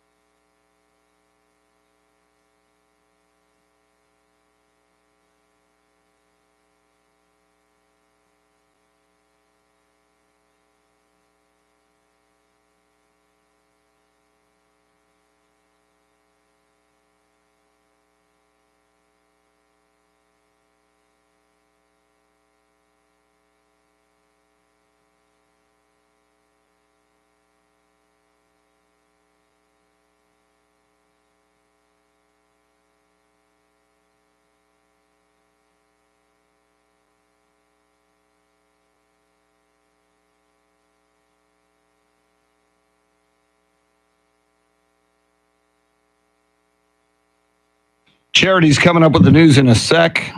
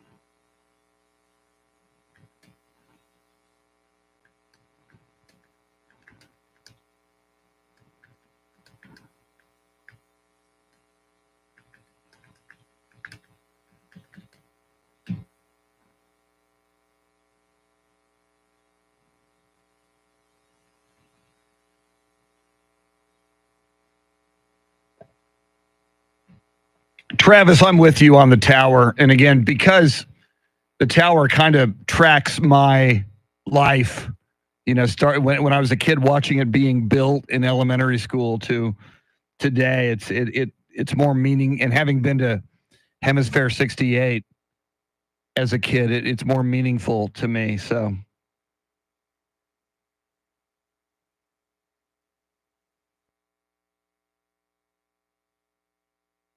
8:32 is our time. San Antonio's first news. It is Friday. Good morning. I'm Sheridan McCurdy. Among our top stories, vigils are being planned to mark today's 2-year anniversary of the Uvalde school shooting. A Trump rally attracted thousands in the Bronx, and operators of those horse-drawn carriages downtown score a victory. Details ahead. First, traffic and weather together every 10 minutes in mornings.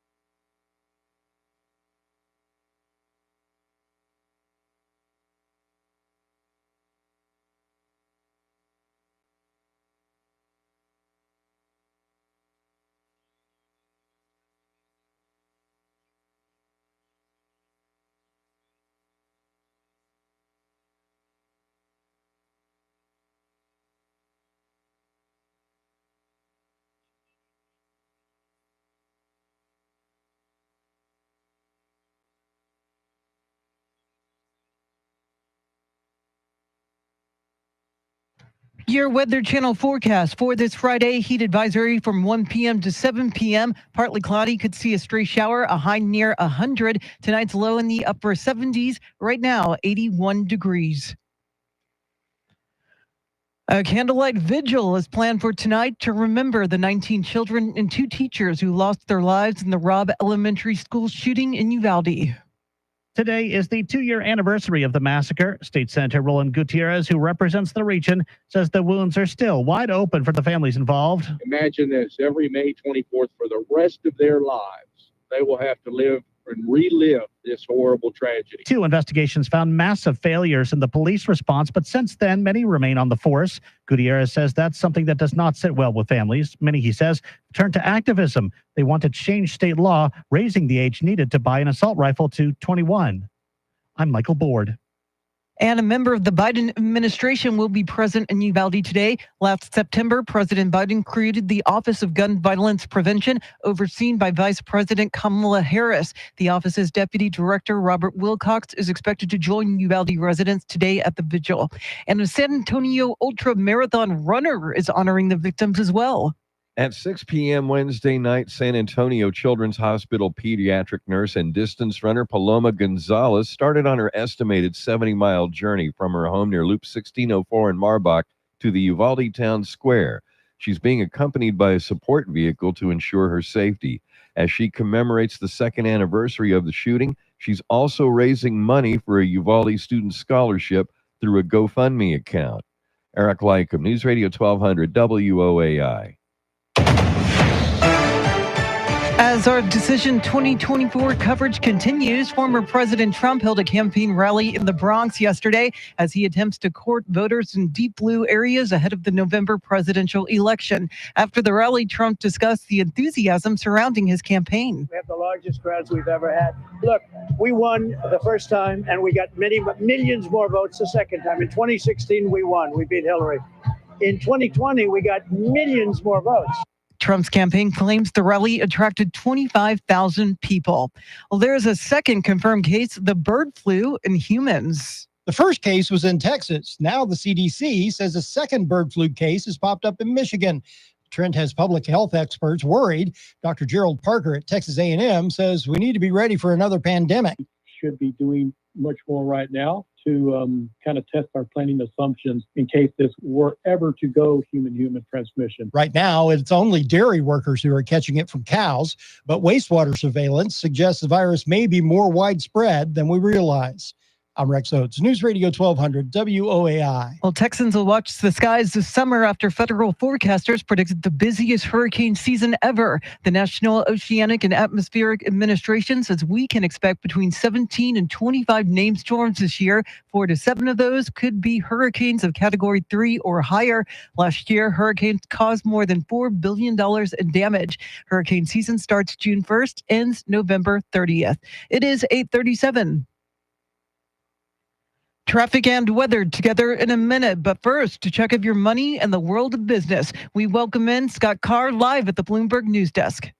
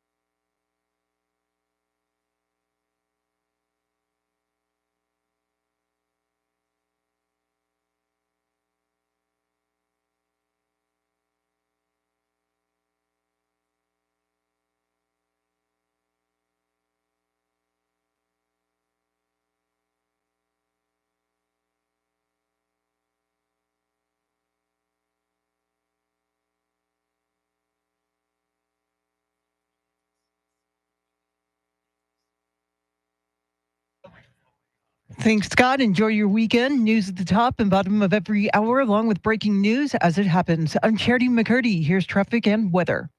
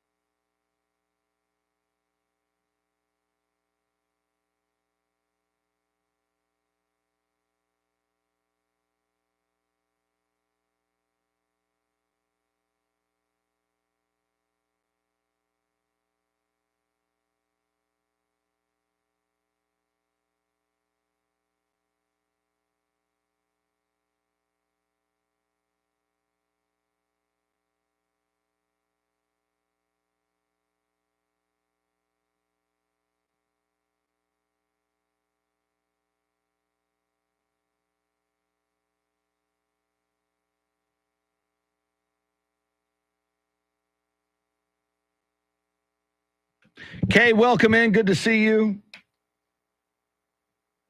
Kay, we haven't moved on the red shirts yet. We hope to. Just haven't been able to do it in the last week. But that's the idea. We love the idea. Just haven't had a chance to do it.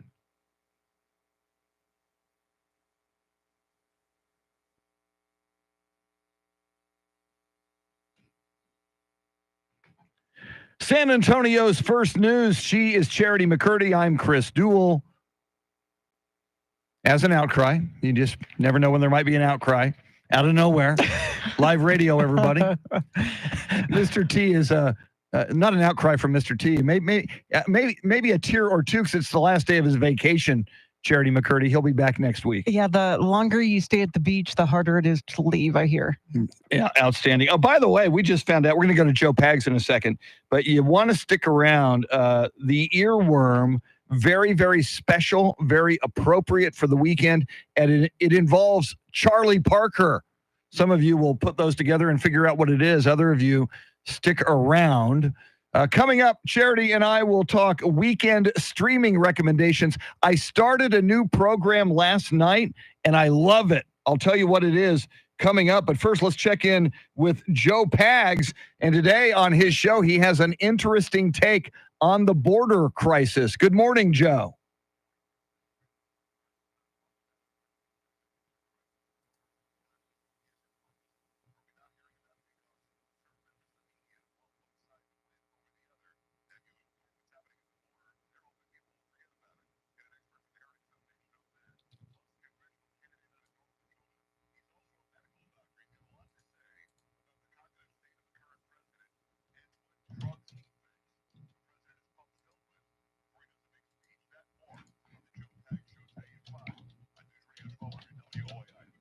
You too, Joe. Have a good morning and be here this afternoon for the Joe Pag Show and every weekday afternoon, 5 p.m. to 8 p.m. right here. Charity McCurdy, we often do this on a Friday because a lot of what we do over the weekend is look for something cool to stream on television on one of the streaming services. Anything on your radar? Well, I won't bore you with Bridgerton season 3. That's a lot of chick viewing. But one thing I discovered was something called Dark Matter on Apple TV. Ooh, I've seen it. I want to watch it, but I don't know that much about it. Basically, it's about a man who is abducted into, I guess, an alternate version of his own life, and he's trying to get back to his real family. It's pretty good so far. I haven't finished it though. That sounds good. It is on my radar. Well, last night, my wife and I just kind of surfing, looking for something, didn't know what to watch, and we went to Max, formerly known as HBO Max. It has a lot of the HBO programming. There is a 4-part documentary on the record company out of Memphis in the 60s and 70s called Stax. And the name of the documentary is Stax, S-T-A-X, and the subtitle Soulsville, USA. It's about the founding of the record company that spawned the careers of people like Otis Redding and Isaac Hayes. And what's really cool about it, Charity, is it was in a time in Memphis of segregation. And it was a white family that founded a record store and then also founded the label Stax, and they invited African-American artists in, and it became like one of the breakthrough black labels in the 60s and the 70s, most notably Otis Redding. But what's really cool about it is the collaboration at a time of segregation between this white family that owns the label, and they brought in some white studio musicians and these amazing black artists. And it's 4 episodes. The music is spectacular. It's very well done, and it's moving at times as well. Oh, I got to put that on my list for sure. I also want to check out, I guess there's some new podcasts with Tim Duncan and Richard Jefferson. I saw it this morning. It's like a episode. It's like a 6-minute episode on YouTube. Very, very funny. I hear it's hilarious. Yeah, it is. Yeah. And the reason I woke up and I was scrolling, and Tim's lady, Vanessa Macias, posted it on Facebook, and she said it's hilarious. So I thought, all right, I got an extra 6 minutes. I'll take a look. Very funny. Tim goes after Richard Jefferson. They're very good friends, but it's quintessential Tim Duncan being Tim for 6 minutes. Yeah, I'm sure there's more than, 5 awkward moments. Yes. And it's Richard Jefferson. It's like Richard and Larry podcast. He sits next to the Lawrence O'Brien trophy and he calls it Larry. So he says, it's me and Larry. And it's very, very well done. I do recommend it. You'll find that on YouTube, where you can find us, 1200 WOAI, for the live stream. Coming up, the earworm, very appropriate, suggested by Charity McCurdy, featuring Charlie Parker. You don't want to miss it. WOAI News Time, 8:45.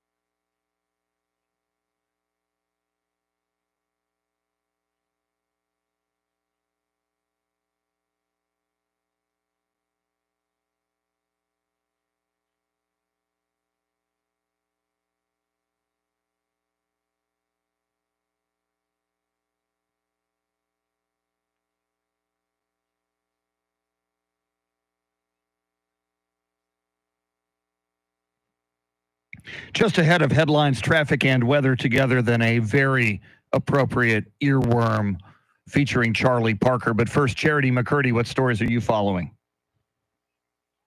Well, today marks 2 years since 19 children, 2 teachers lost their lives in a mass shooting at Robb Elementary in Uvalde. Early voting for the Tuesday primary runoff ends today, and hurricane season's a week away, and it's looking like it's going to be a very busy one. We'll have more coming up. Right now, traffic and weather together.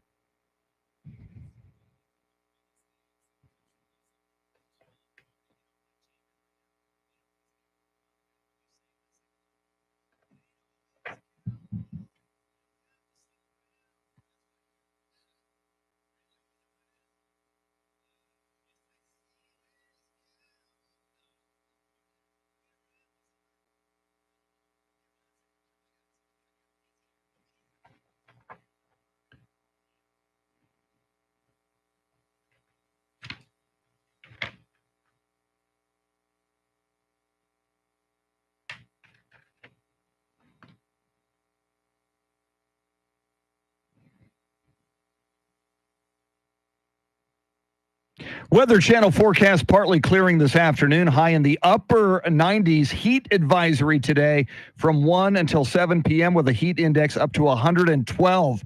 Be careful out there today. Tomorrow, forecast high 100. Sunday's forecast high 100. Overnight lows in the upper 70s. Right now, 76 in China Grove. It is 80 at the Snake Farm, 81 at News Radio 1200 WOAI. San Antonio's first news, it is time for the earworm. Charity McCurdy reminded us that this would be the way to go. It is Mr. Charlie Parker with his rendition of The Flag.